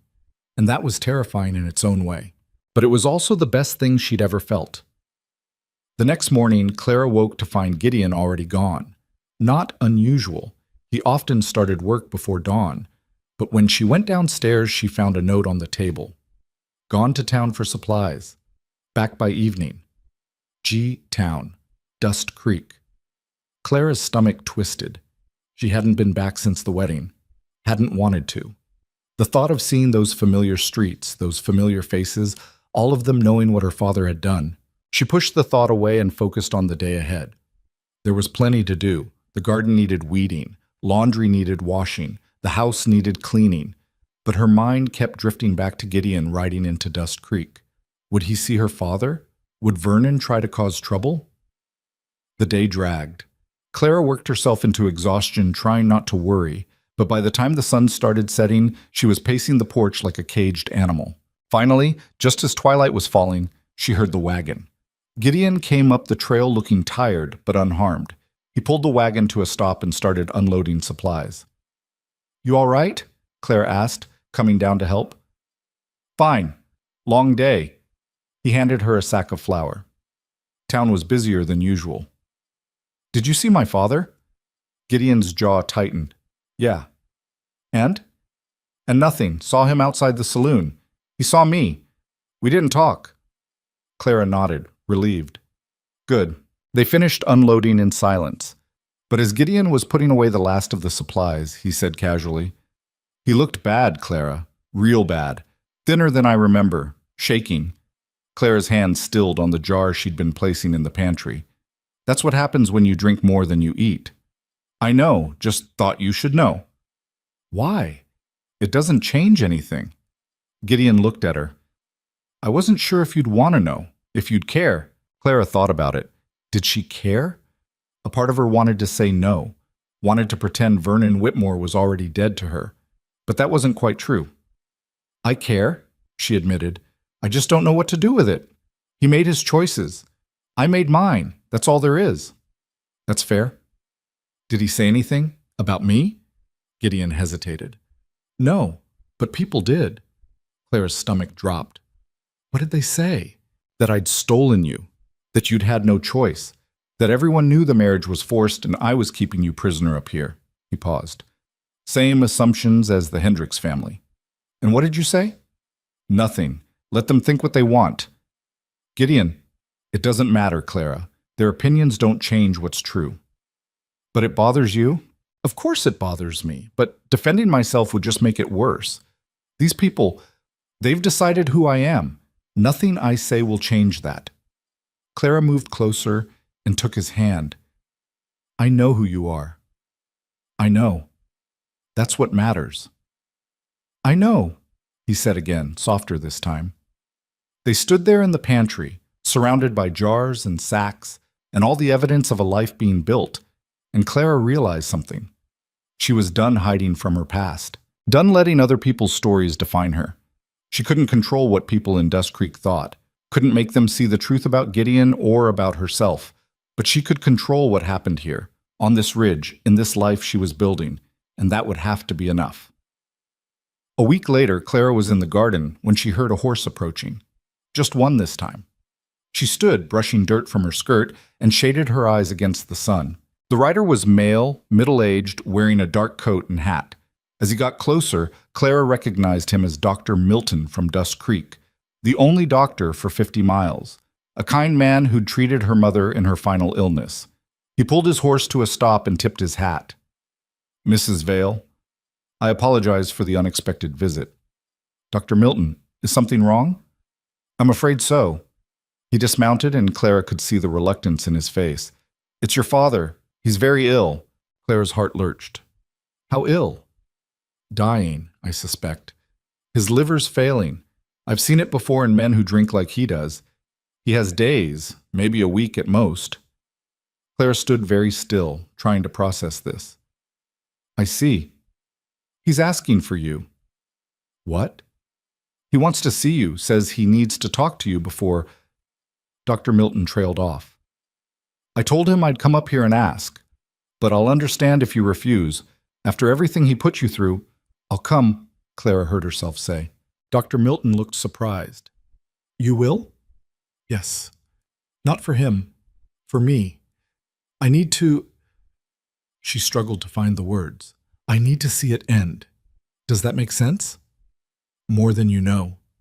Clara looked back at the house. Gideon was out checking fence lines, wouldn't be back for hours. "Can you wait while I change?" she asked. "Of course." Clara went inside and put on the blue wool dress. the first one Gideon had bought for her. She looked at herself in the small mirror and barely recognized the woman staring back. This wasn't the terrified girl who'd left Dust Creek in a ruined wedding dress. This was someone else, someone stronger, someone who could face Vernon Whitmore one last time and walk away intact. She went back outside. "I'm ready." Dr. Milton helped her onto his horse, and they started down the trail toward town. Clara didn't leave a note, but somehow she knew Gideon would understand where she'd gone, and that he'd be waiting when she got back. The ride to Dust Creek took 2 hours. Clara sat behind Dr. Milton on his horse, watching familiar landmarks appear through the trees. The old lightning-struck pine, the creek crossing where she'd lost her shoe as a child, the ridge where you could first see the town spread out below. She'd thought coming back would feel like returning to a prison. Instead, it just felt sad. Dust Creek looked smaller than she remembered, shabbier. The buildings needed paint, the streets needed grading. Everything seemed diminished somehow, like the town had been shrinking while she'd been gone. Dr. Milton guided his horse to the house on the edge of town. The house Clara had grown up in, though calling it a house was generous. It was more of a shack, barely standing, with a porch that sagged dangerously, and windows so dirty you couldn't see through them. "He's inside," Dr. Milton said, helping Clara down. "I should warn you, he doesn't look good. The jaundice has set in. His mind wanders." Clara nodded. "I understand. I'll wait out here, give you privacy. Take as long as you need." Clara walked up the rotting porch steps and pushed open the door.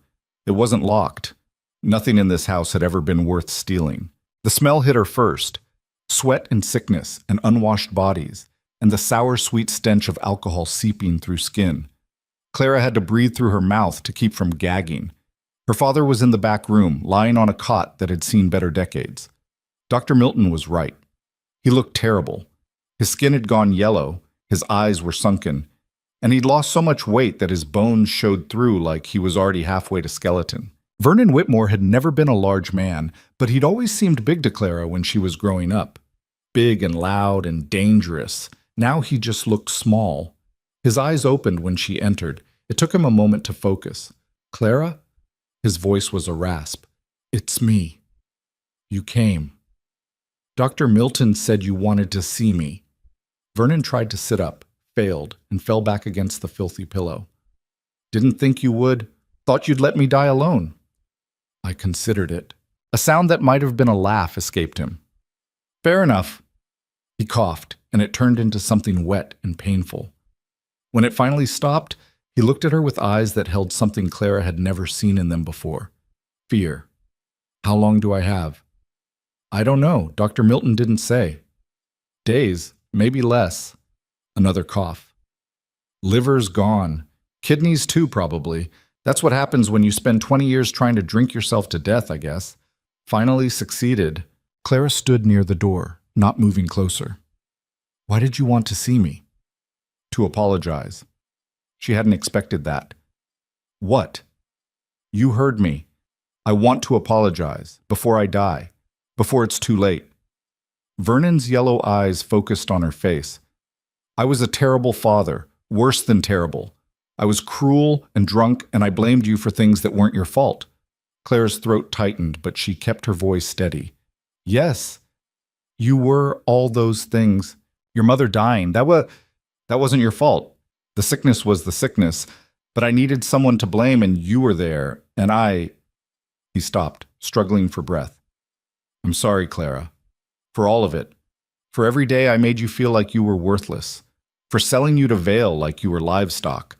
For being the kind of man who would do that to his own child." Clara wanted to feel something, wanted this apology to mean something, but all she felt was tired. "Why now?" she asked. "Why wait until you're dying?" "Because I'm a coward. Always have been. Could only face what I'd done when there was no time left to live with it." Vernon coughed again. "Are you happy? Up there on that ridge with Vale?"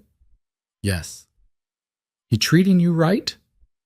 "Better than I ever thought possible." "Good. That's good."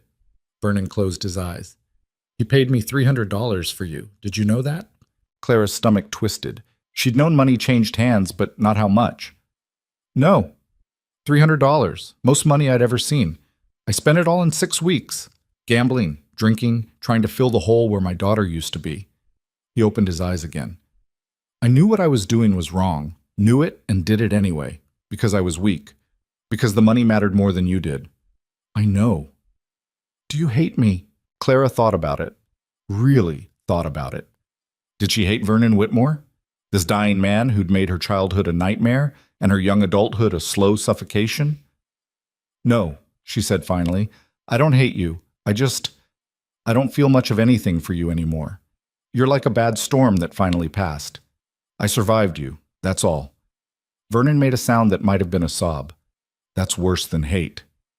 Maybe, but it's the truth. I don't deserve your forgiveness. No, you don't.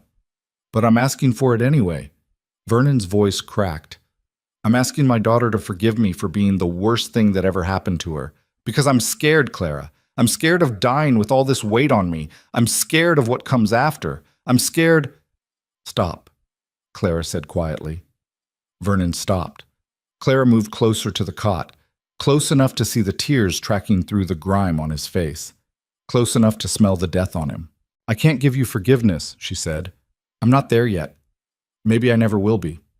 But I can tell you this. I'm going to be okay. You didn't destroy me, even though you tried. I found something better than this. Someone who sees me as more than a burden, a life that feels like it's mine. So whatever happens to you after you die, whatever you're afraid of facing, that's between you and your conscience. I'm done carrying your shame for you. Vernon closed his eyes. More tears leaked out. I understand. Do you? I think so. He opened his eyes one last time. You look different, stronger, like your mother used to look before I broke her too. I'm nothing like my mother, Clara said. She stayed. I left. Smart girl. Clara turned toward the door. Clara? Vernon called weakly. She stopped but didn't turn around. Thank you for coming. You didn't have to. I know. You're a better person than I ever was. That's not a high bar to clear. She heard him laugh, actually laugh, and then she was walking out through the filthy house into the clean air outside. Dr. Milton was waiting by his horse, holding the reins. How was it? He asked gently. Exactly as bad as I expected. Clara took a shaky breath. Can you take me back now? I want to go home. Of course. They were about to mount when Clara heard someone call her name. She turned and saw Margaret Hendricks approaching, dressed in town clothes, carrying a basket. Perfect. Just perfect. Mrs. Vale, Margaret said, her eyes sharp with curiosity. I heard you were in town. Visiting your father, I assume. Word travels fast. It always does in a place like this. Margaret glanced at the house. How is he? Dying. I see. How unfortunate. But she didn't sound like she thought it was unfortunate at all. I must say I'm surprised to see you here. I assumed after our conversation at the Ridge that you'd have no interest in returning to Dust Creek. I didn't, but he asked to see me. And you came. How charitable. Margaret's tone made it clear she thought it was foolish, not charitable. Tell me, does your husband know you're here? Clara's patience snapped. Mrs. Hendricks, with all due respect, my marriage and my choices are none of your business. Margaret's eyebrows rose. I was simply expressing concern. No, you were fishing for gossip, and I'm not interested in providing it. Clara turned to Dr. Milton. Can we go? Absolutely. Mrs. Vale, Margaret called as Clara mounted the horse. You should know that people are talking about your father selling you, about the money that changed hands, about what kind of man pays $300 for a wife. Clara looked down at her. Let them talk. I don't care what people think they know about my life. You should care. Reputation matters, especially for women in your position. My position? Clara laughed, and it wasn't a kind sound. Mrs. Hendricks, I spent 24 years in this town being Vernon Whitmore's worthless daughter. My reputation was destroyed before I was old enough to understand what reputation meant. So forgive me if I don't particularly care what the good people of Dust Creek think about my marriage to a man who's shown me more respect in 6 months than this entire town showed me in my whole life. Margaret's face went rigid. Well, I can see there's no reasoning with you. There's nothing to reason about. I made my choice. I'm happy with it. That's all there is. Clara nodded to Dr. Milton, and they rode away, leaving Margaret Hendricks standing in the street looking deeply offended. They were halfway back to the ridge when Dr. Milton said quietly, "That was well said. What you told Mrs. Hendricks." "I'm tired of explaining myself." "You shouldn't have to. Anyone with eyes can see you're better off with Vale than you ever were here." Clara glanced at him. "Can they?" "I can, and I've known you since you were a child, Clara. I saw what your father did to you, how he ground you down year after year. When Vale came to town asking for your hand, I thought it was the strangest thing I'd ever witnessed. But now—" He shook his head.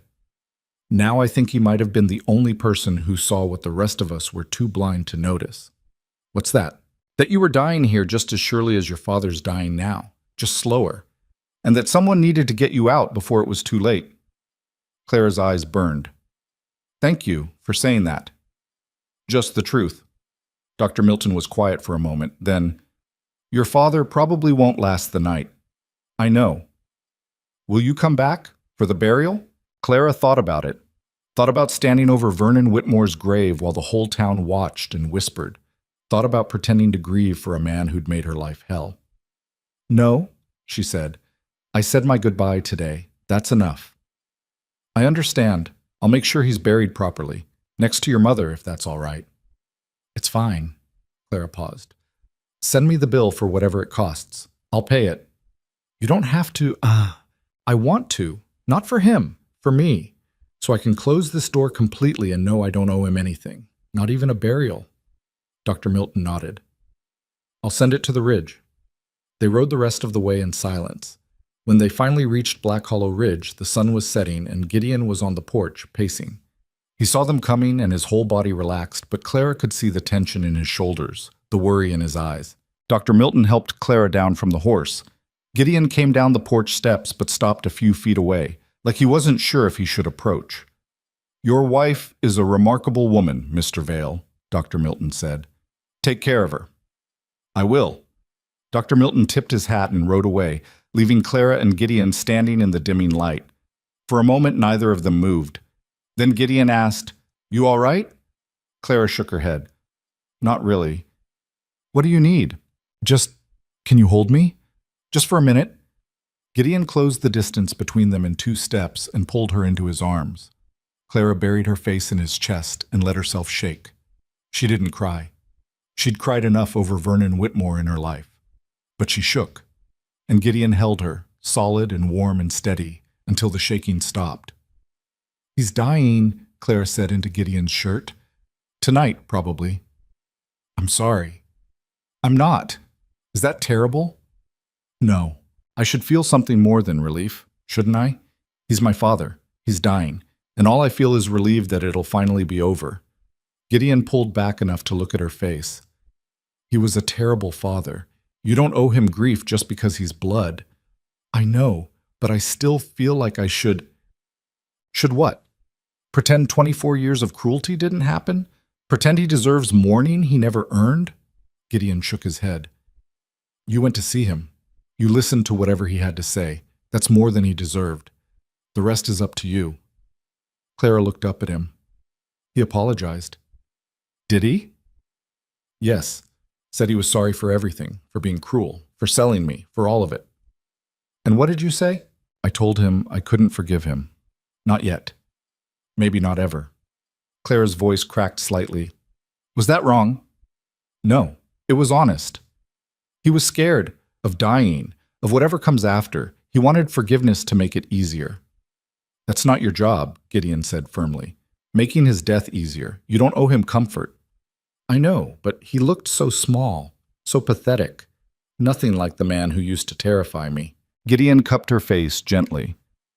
"That doesn't erase what he did. Being weak at the end doesn't make him less of a monster during the middle."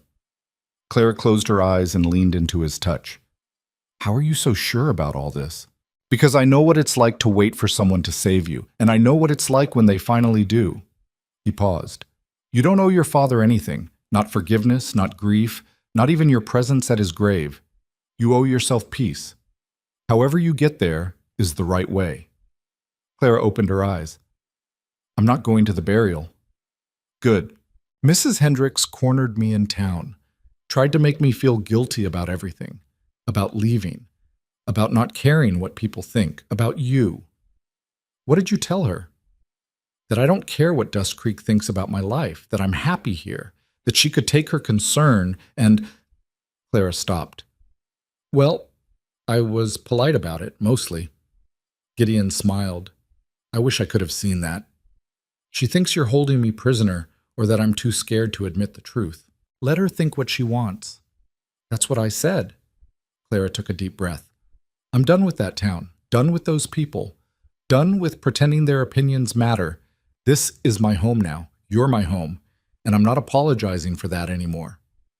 Something intense flashed in Gideon's eyes. Say that again. What? The last part. You're my home?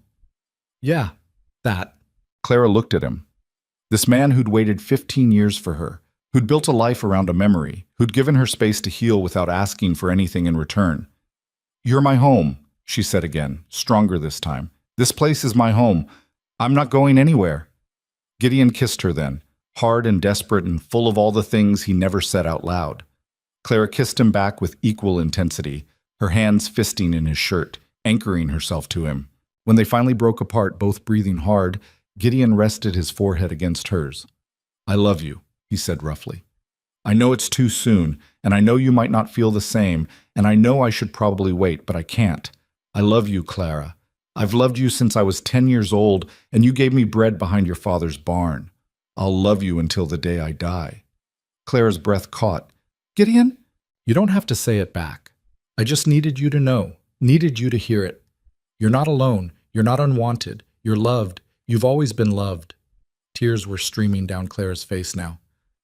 I don't know how to do this. I don't know how to be loved. I don't know. Then we'll learn together. No rush, no pressure. Just stay. Keep choosing this. Keep choosing me. That's all I need.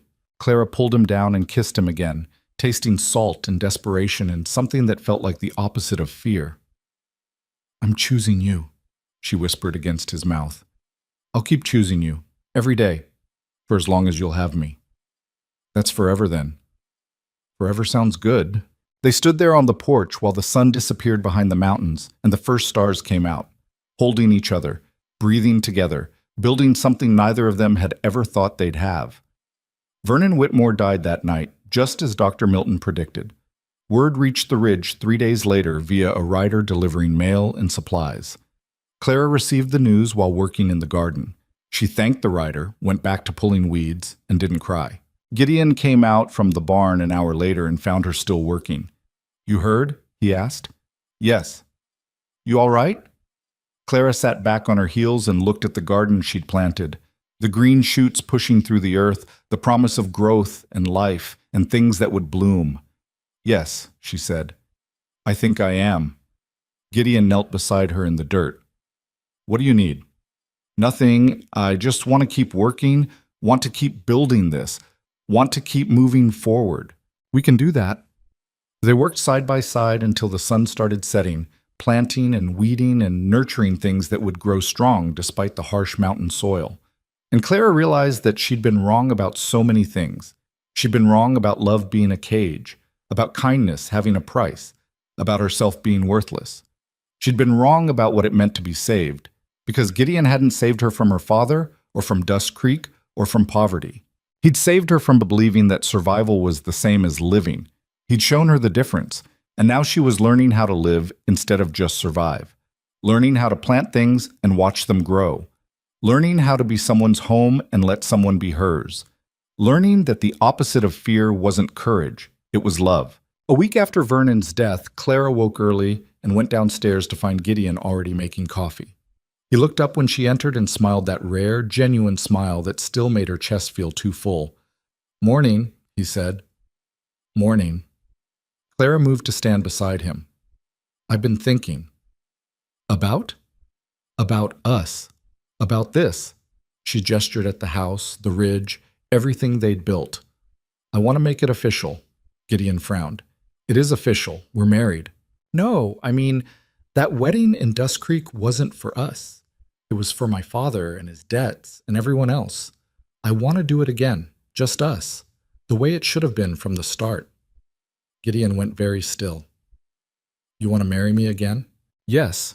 No church, no witnesses, no town gossip. Just you and me and vows that actually mean something. Clara took his hand.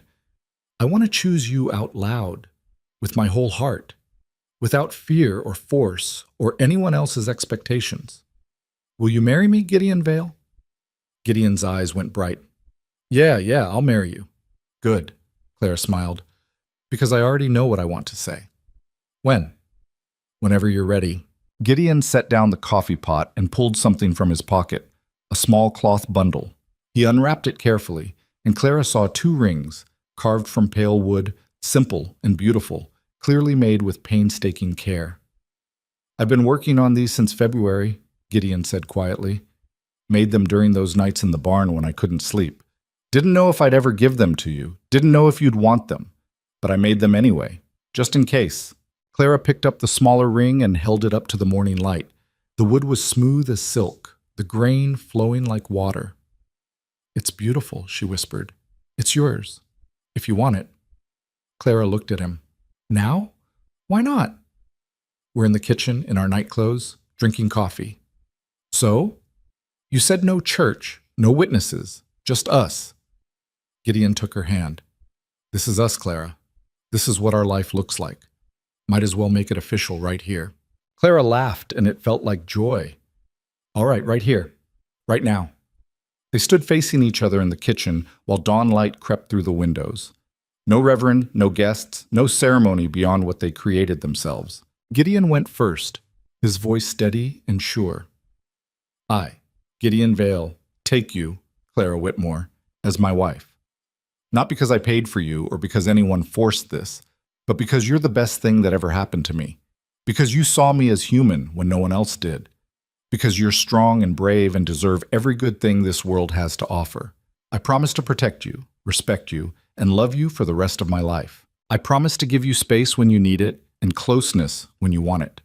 I promise to build this life with you, not for you. You're my partner, my equal, my home. Clara's hands were shaking as she began. I, Clara Whitmore, take you, Gideon Vale, as my husband. Because you waited 15 years for a memory. Because you built a home for a ghost and made it real for a woman. Because you gave me choices when everyone else just took. Because you showed me that love doesn't have to hurt. I promise to choose you every day. To build this life with you. To be your partner and your equal. To show you that the faith you had in that little girl wasn't misplaced. You're my home, Gideon. The first real home I've ever had. Gideon slipped the smaller ring onto her finger. It fit perfectly. Clara took the larger ring and slid it onto his hand, and something locked into place between them. Something that had been building for months, but only now became real. That's it then, Gideon said softly. We're married. For real this time. For real, Clara agreed. And then Gideon kissed her like she was the answer to every question he'd ever asked, and Clara kissed him back like she finally understood what it meant to be found. The wooden ring on Clara's finger caught the morning light as she worked in the garden, and she found herself stopping to look at it a dozen times that first day. Not because it was beautiful, though it was, but because it meant something different now. It wasn't a transaction. It wasn't a bargain struck in desperation. It was a choice she'd made with her whole heart, and that changed everything. Gideon wore his ring too, and Clara noticed him touching it absently throughout the day, while he worked, while he ate. Like he needed to remind himself it was real.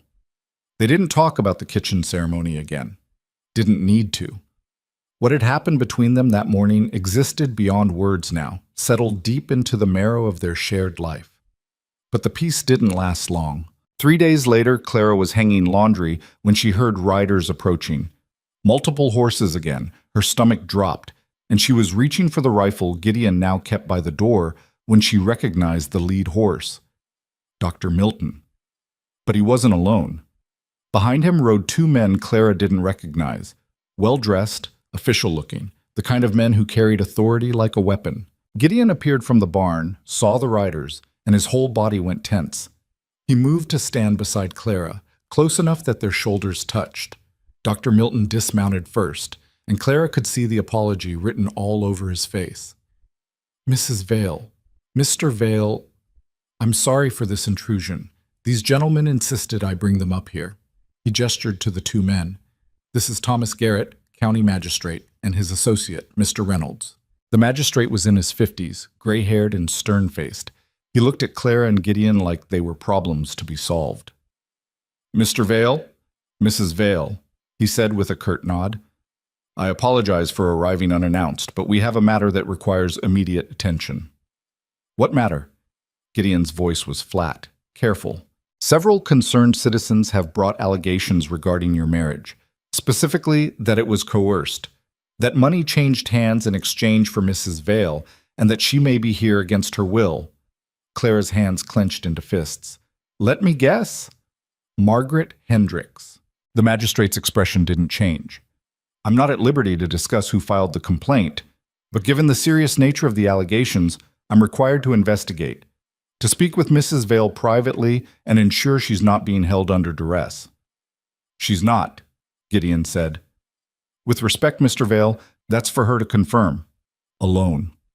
Clara felt Gideon's tension spike, but he didn't argue, just looked at her, a question in his eyes. It's fine, Clara said quietly. Let them ask their questions. The magistrate gestured toward the house. May we? Clara led them inside, Gideon following until the magistrate held up a hand. Alone, Mr. Vale, that's the protocol. The hell it is. Gideon, Clara interrupted. It's all right, go check on the cattle, I'll handle this. For a moment she thought he'd refuse, but then he nodded once, sharp and angry, and walked away. Inside, the magistrate and his associate sat at Clara's table while she stood near the stove, arms crossed. Dr. Milton stayed by the door, looking miserable. Mrs. Vale, the magistrate began, pulling out a small notebook. I need you to answer some questions honestly. You won't face consequences for telling the truth, regardless of what that truth is. I know what the truth is. Good. Then this should be simple. He consulted his notes.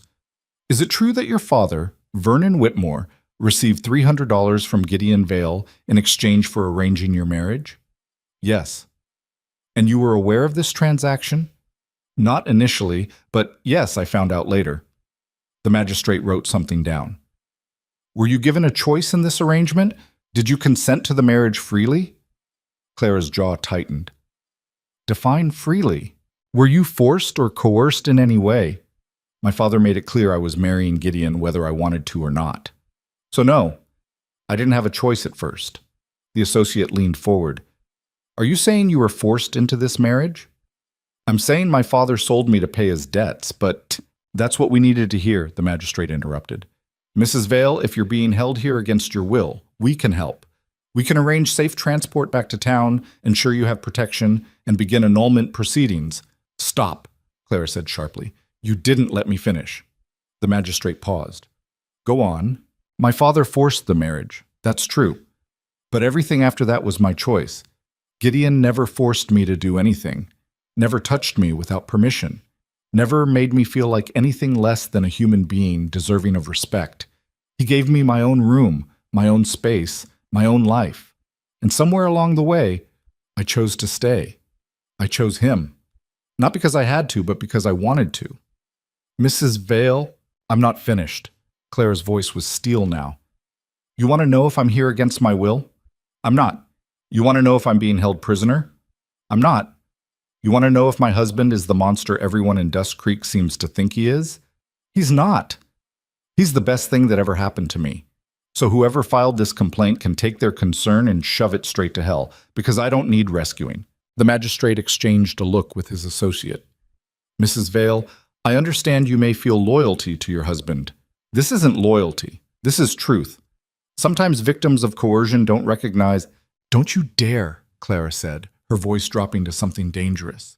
Don't you dare tell me I don't know my own mind. I spent 24 years being told I was worthless, being told I didn't matter, being told my thoughts and feelings meant nothing. I'm done with that. I know exactly what I want. I want to be here. I want this life. I want him. And no magistrate from town is going to tell me otherwise. Dr. Milton cleared his throat. If I may, I've known Clara since she was a child. I've seen her before and after this marriage. The difference is remarkable.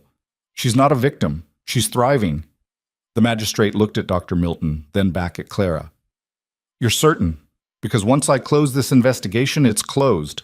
If you need help later, I won't need help. I'm exactly where I'm supposed to be. The magistrate studied her face for a long moment. Then he closed his notebook. Very well. Based on Mrs. Vale's testimony and my own observation, I see no evidence of coercion or unlawful detention. The complaint will be dismissed. Good, Clara said. They stood to leave, but the associate paused. For what it's worth, Mrs. Vale, I hope you're right about all this. I am. Clara walked them to the door and watched them mount their horses. Gideon was standing by the barn, rigid with tension, waiting. The magistrate rode over to him. Clara couldn't hear what was said, but she saw Gideon's shoulders drop slightly. Relief. Then they were gone, and Gideon was walking back to the house. He stopped at the porch steps, looking up at Clara. You all right? Better than all right. Clara came down to stand in front of him. I told them the truth, that I'm here because I want to be, that you're not holding me prisoner, that this is my choice. What did they say? They said the complaint is dismissed. Clara took his hands. Margaret Hendricks tried to ruin this, tried to take it away from us, and she failed. Gideon pulled her into his arms, holding her tight. I thought they were going to take you. I thought, they can't take me. I won't let them. Clara pulled back enough to look at his face. I meant what I said in there. I'm choosing this. I'm choosing you every single day, and nobody gets to tell me that's wrong. Gideon kissed her forehead, her cheeks, her mouth. I love you. I love you too, Clara said, and realized it was the first time she'd said it out loud. Gideon went very still. Say that again. I love you, Clara smiled. I love you, Gideon Vale. I think I have for a while now. I was just too scared to admit it. You're not scared anymore? Oh, I'm terrified, but not of you, not of this. I'm scared of how much I want this to work, how much I need it to work. She paused. But I'm learning that being scared doesn't mean I can't also be brave. Gideon rested his forehead against hers. We're going to make this work. No matter what anyone says, no matter who tries to interfere. This is ours. Ours, Clara agreed. And standing there in the Montana sunshine with Gideon's arms around her and a wooden ring on her finger, Clara realized something fundamental had shifted. She wasn't waiting for the other shoe to drop anymore, wasn't bracing for the inevitable disaster. She was just living, actually living, not just surviving. It felt like freedom. The summer arrived in full force, transforming Black Hollow Ridge into something alive and green. Clara's garden flourished beyond anything she'd imagined. Vegetables grew thick and healthy, herbs spread like wild things, and she'd even managed to coax some wildflowers into blooming near the house. She and Gideon fell into a rhythm that felt natural as breathing. They worked together during the day, tending cattle, mending fences, harvesting vegetables. They ate together at night, talking about everything and nothing, and they slept in the same bed now, not in the separate rooms they'd maintained for so long. That transition had happened gradually. One night in June, Clara had been lying in her bed staring at the ceiling when she'd gotten up, crossed the hall, and knocked on Gideon's door. He'd opened it, concerned. What's wrong? Nothing. Clara had taken a breath. I don't want to sleep alone anymore. Gideon had stepped aside wordlessly, and Clara had climbed into his bed. He'd followed, careful to keep distance between them, until Clara had closed it herself, curling into his side like she belonged there. This okay? She'd asked. More than okay? They'd slept like that every night since. The physical intimacy had grown slowly, carefully, both of them learning each other's boundaries and desires. Gideon never pushed, never demanded. He waited for Clara to come to him, to show him what she wanted. And Clara, who'd spent her whole life being told her wants didn't matter, was learning how to ask for things, how to say yes and mean it, how to say no and be heard. It wasn't perfect. They fought sometimes, about small things mostly, the kind of disagreements that came from two people learning to share a life. Clara's temper flared hot and fast when she felt cornered. Gideon retreated into silence when he felt overwhelmed. They were both broken in different ways, carrying scars that didn't heal overnight. But they learned. They learned to talk instead of stew, to ask instead of assume, to give each other space when needed and closeness when wanted. They learned that love wasn't about being perfect. It was about choosing to stay even when things got hard. One evening in late July, Clara was sitting on the porch watching the sun set when she heard a rider approaching. Just one horse this time, moving slowly. Her hand went automatically to the rifle, but then she recognized the horse. Dr. Milton's. He looked exhausted as he dismounted, older than the last time Clara had seen him. "Dr. Milton," Clara called. "Is everything all right?" "Evening, Mrs. Vale. I apologize for arriving so late. Is your husband around?" "In the barn. I'll get him." Gideon appeared a moment later, and they all went inside. Clara made coffee while Dr. Milton settled at the table, and she could feel the weight of whatever news he was carrying. "I came to tell you something you have a right to know," Dr. Milton said finally. "Margaret Hendricks is spreading rumors through town, saying that you, Mrs. Vale, are being held against your will despite what you told the magistrate, saying you were coerced into defending your husband, saying someone should do something before it's too late." Clara's hands tightened on her coffee cup. "She won't let this go." "No, she won't. And I'm afraid she's convincing people. There's talk of sending another investigator, maybe even the territorial marshal." "Let them come," Gideon said flatly. "Clara can tell them the same thing she told the magistrate." "I know. But I wanted to warn you. Wanted you to be prepared." Dr. Milton looked at Clara. "There's also talk about your father's estate. He left debts. The house in Dust Creek is being seized to pay them. Some people are saying you should contest it, claim what's rightfully yours." Clara laughed, but there was no humor in it. "There's nothing rightful about that house. Let them take it. I don't want anything from Vernon Whitmore." "That's what I told them you'd say?" Dr. Milton paused. "There's one more thing. Some of your father's belongings were found in the house, personal items. I took the liberty of bringing a few things I thought you might want." He pulled a small bundle from his coat and set it on the table. Clara unwrapped it slowly. Inside was her mother's wedding ring, a simple gold band worn thin, a locket with a faded photograph of her mother as a young woman, and a letter, sealed with wax, addressed to Clara in her mother's handwriting. Clara's hands started shaking. "Where did you find this?" "Hidden in a loose board beneath the kitchen floor. Your father probably didn't even know it was there." Clara picked up the letter with trembling fingers. The wax seal was old, brittle. She broke it carefully and unfolded the paper. The handwriting was shaky but legible. Her mother had written this while sick, probably in the final weeks of her life. "My dearest Clara," it began, "if you're reading this, I'm gone. I'm sorry I couldn't stay longer. Sorry I couldn't protect you from what's coming. Your father is not a good man, and he will not be a good father. He will hurt you with words and neglect and the weight of his own failures. Please know that none of it is your fault. You are good and kind and worthy of love, no matter what he tells you. I saw you give bread to that orphan boy behind the barn. I saw how you looked at him, like he mattered. That's who you are, Clara. Someone who sees people, someone who cares. Don't let your father kill that in you. Don't let him convince you that you're anything less than extraordinary. And if you ever get the chance to leave, take it. Run and don't look back. Build a life that's yours. Find someone who sees you the way you saw that boy. Like you matter, because you do. You always have. I love you more than words can say. Your mother." Clara read it twice, tears streaming down her face before she could speak. "She knew," Clara whispered. "She knew what he'd do to me, and she tried to warn me." Gideon moved his chair closer and put his arm around her shoulders. "She also knew who you were, who you'd always be. She saw me with you, that day with the bread. She knew. She saw what I saw, someone worth keeping." Clara folded the letter carefully and held it against her chest.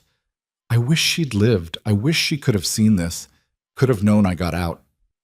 "Maybe she does know," Dr. Milton said gently, "wherever she is." Clara nodded, unable to speak past the lump in her throat. Dr. Milton stood. "I should go. It's a long ride back. But I wanted you to have those things. And I wanted you to know that despite what Margaret Hendricks says, there are people in Dust Creek who are happy for you, who see that you're better off here. We're just quieter than the ones who aren't." "Thank you," Clara managed, "for everything." After he left, Clara sat at the table holding her mother's letter while Gideon cleaned up the coffee cups. Finally, she said, "I want to go back." Gideon turned. "What?" "To Dust Creek. I want to face Margaret Hendricks directly. I want to tell the whole town, anyone who'll listen, that I'm here by choice, that I'm happy, that they need to leave us alone. Clara looked at him. Will you come with me? Of course. But are you sure? You don't owe them explanations. I know. But I owe myself closure. I need to stand in front of these people and show them I'm not the scared girl they remember. I'm not Vernon Whitmore's worthless daughter anymore. I'm Clara Vale, and I'm done letting anyone make me feel small. Gideon crossed the room and knelt in front of her chair. Then we'll go, together. And you can say whatever you need to say. What if they don't believe me? Then they don't believe you, but at least you'll know you tried. Clara touched his face, this man who'd given her everything without asking for anything in return. When did you get so wise? I'm not wise. I just know you, and I know that you need to do this to move forward. He was right. Clara had spent months building a new life on Black Hollow Ridge, but part of her was still tethered to Dust Creek, still waiting for someone from her past to show up and drag her back, still carrying shame that didn't belong to her. It was time to cut that tether. They rode into Dust Creek 3 days later on a Saturday morning when the town would be busy with weekend business. Clara wore her best dress, the dark blue wool Gideon had bought her, and sat tall in the wagon seat beside her husband. People stopped and stared as they rolled down Main Street. Whispers followed them like flies. Gideon pulled the wagon to a stop in front of the general store, the most public, visible spot in town. Clara climbed down before he could help her and stood in the street, chin up, shoulders back. A crowd was already gathering. Clara saw familiar faces. The shopkeeper, the blacksmith, the reverend who'd married them. She saw Margaret Hendricks standing near the dress shop, arms crossed, looking smug. And she saw pity in too many eyes. Clara cleared her throat and raised her voice. I know most of you. You've known me my whole life. You watched me grow up in Vernon Whitmore's house. You saw what he was, what he did, and you didn't do anything about it. The crowd shifted uncomfortably.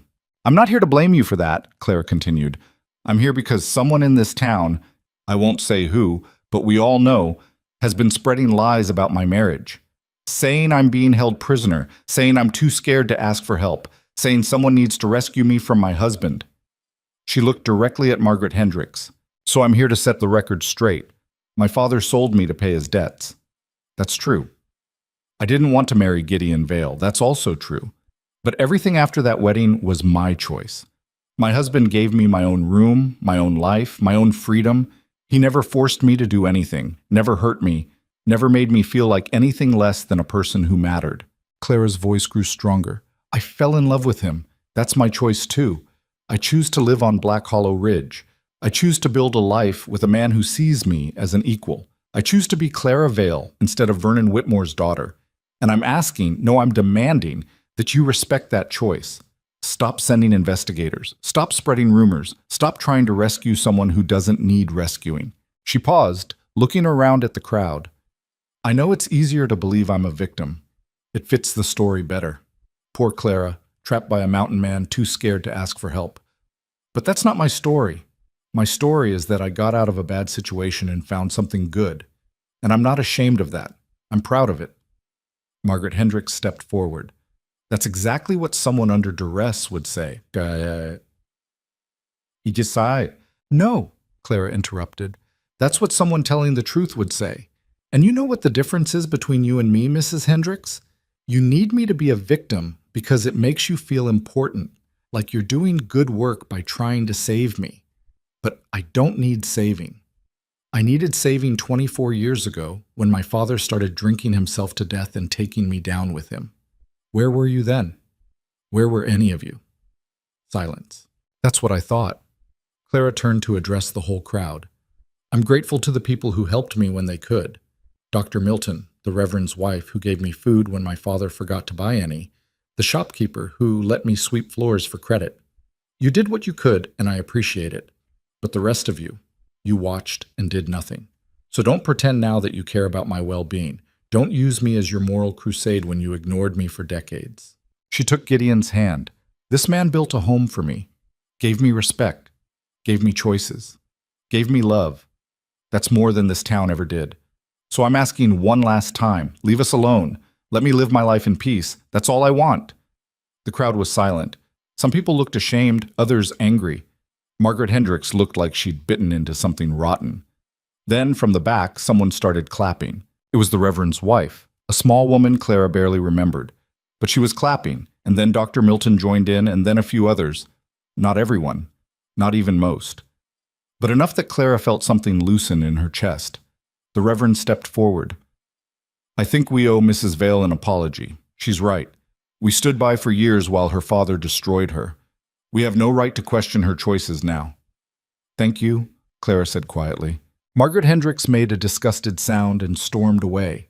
A few people followed her, but others stayed, and some even approached to shake Clara's hand or murmur words of support. It wasn't universal acceptance. It wasn't complete vindication, but it was enough. When they finally left Dust Creek an hour later, Clara felt lighter than she had in months. She leaned against Gideon's shoulder as the wagon climbed back toward the ridge. You were incredible, Gideon said. The way you stood up there and told them off, I've never seen anything like it. I was terrified. Couldn't tell. Good. That means I'm getting better at this. At what? Being brave. Being the person my mother thought I could be. Clara pulled out the letter she'd tucked into her pocket and read it again, the words almost memorized now. She told me to find someone who sees me like I matter. I found him. Gideon's arm tightened around her. I've always seen you. I know. That's why I love you. They rode the rest of the way home in comfortable silence, and when Black Hollow Ridge came into view, Clara felt something she'd never expected to feel looking at any place. Pure, uncomplicated joy. This was home.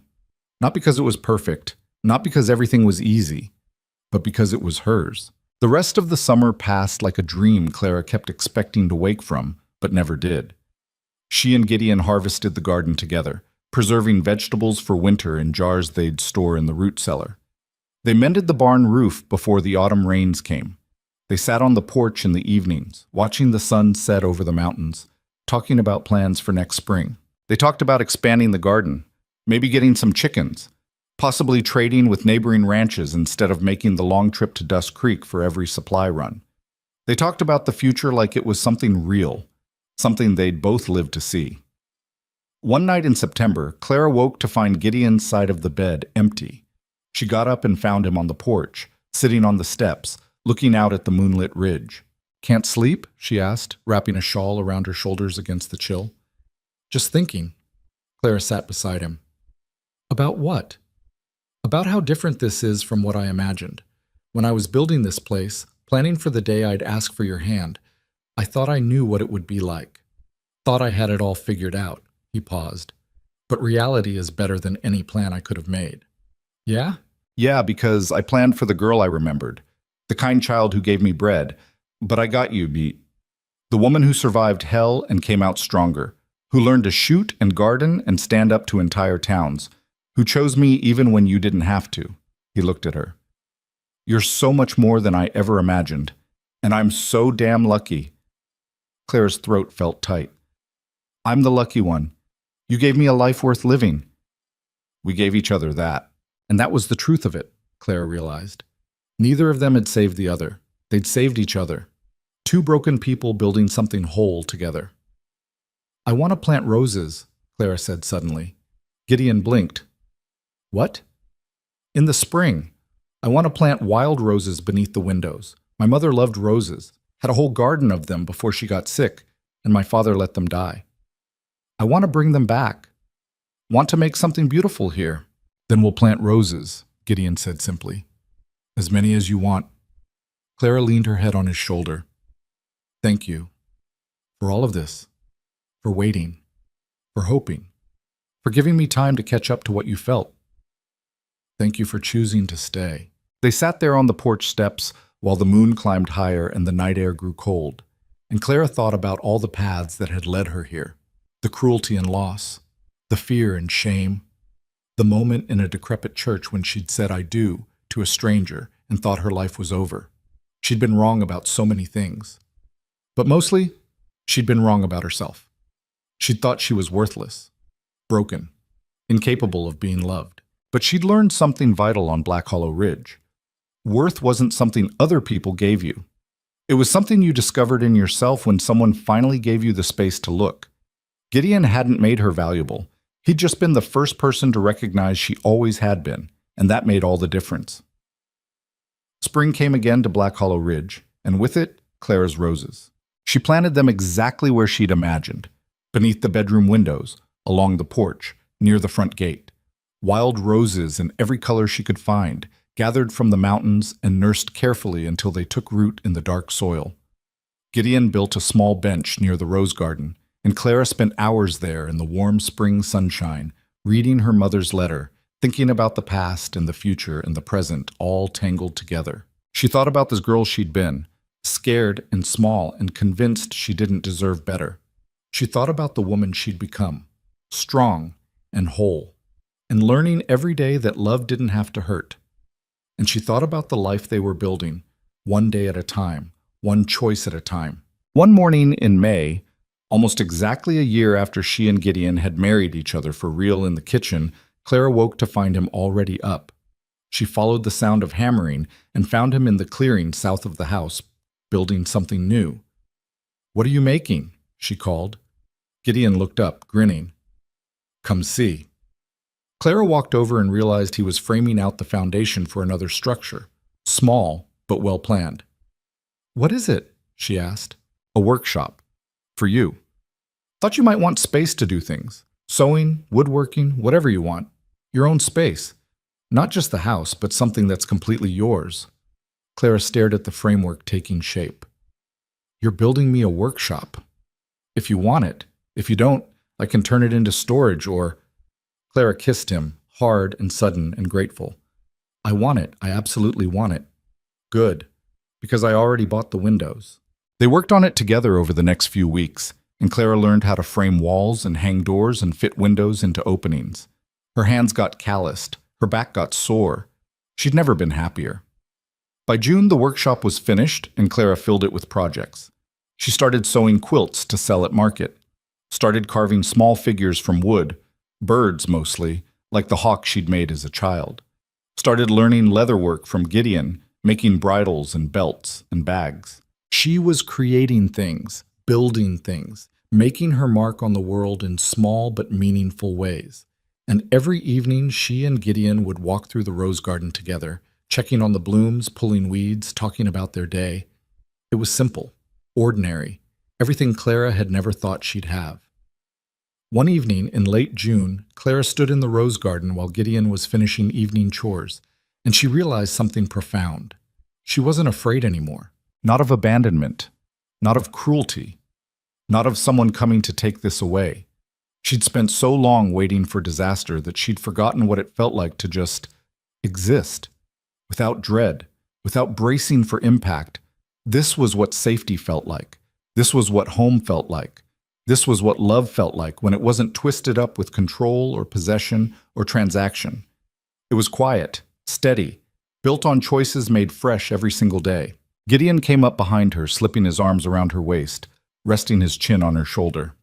"What are you thinking about?" he asked. "How far we've come. How different everything is from a year ago." "Good different?" "The best different." Clara turned in his arms to face him. "You know what I realized? We never had a honeymoon, never went anywhere, or did anything to celebrate getting married. We were too busy surviving winter and planting gardens." "Exactly. So I was thinking, maybe next spring, when the weather's good, we could take a trip. Go somewhere we've never been. See something new together." Gideon smiled. "Where would you want to go?" "I don't know. Somewhere with an ocean, maybe? I've never seen the ocean." "Then we'll go see the ocean next spring, I promise." Claire kissed him gently. "We're going to have a good life, aren't we?" "We're already having a good life. An even better one, then." "Yeah," Gideon agreed. "Even better." They stood there in the rose garden while the sun set and the first stars appeared, two people who'd found each other against impossible odds and built something neither of them had believed possible. They'd been broken separately. They'd healed together. And that, Clara thought, was the real story. Not about being rescued, not about being saved from one bad situation and dropped into another, but about two people choosing each other every single day and building a life worth choosing. The roses bloomed around them, wild and fragrant and alive, and Clara finally understood what her mother had meant in that letter. She'd found someone who saw her like she mattered, And in learning to see herself through his eyes, she'd discovered something even more important. She'd always mattered. She just needed the space and safety to recognize it. Black Hollow Ridge wasn't a prison or a refuge or an escape. It was home. And Clara Vale, no longer Vernon Whitmore's daughter, no longer the scared girl in the ruined wedding dress, just Clara, was finally, truly, completely free.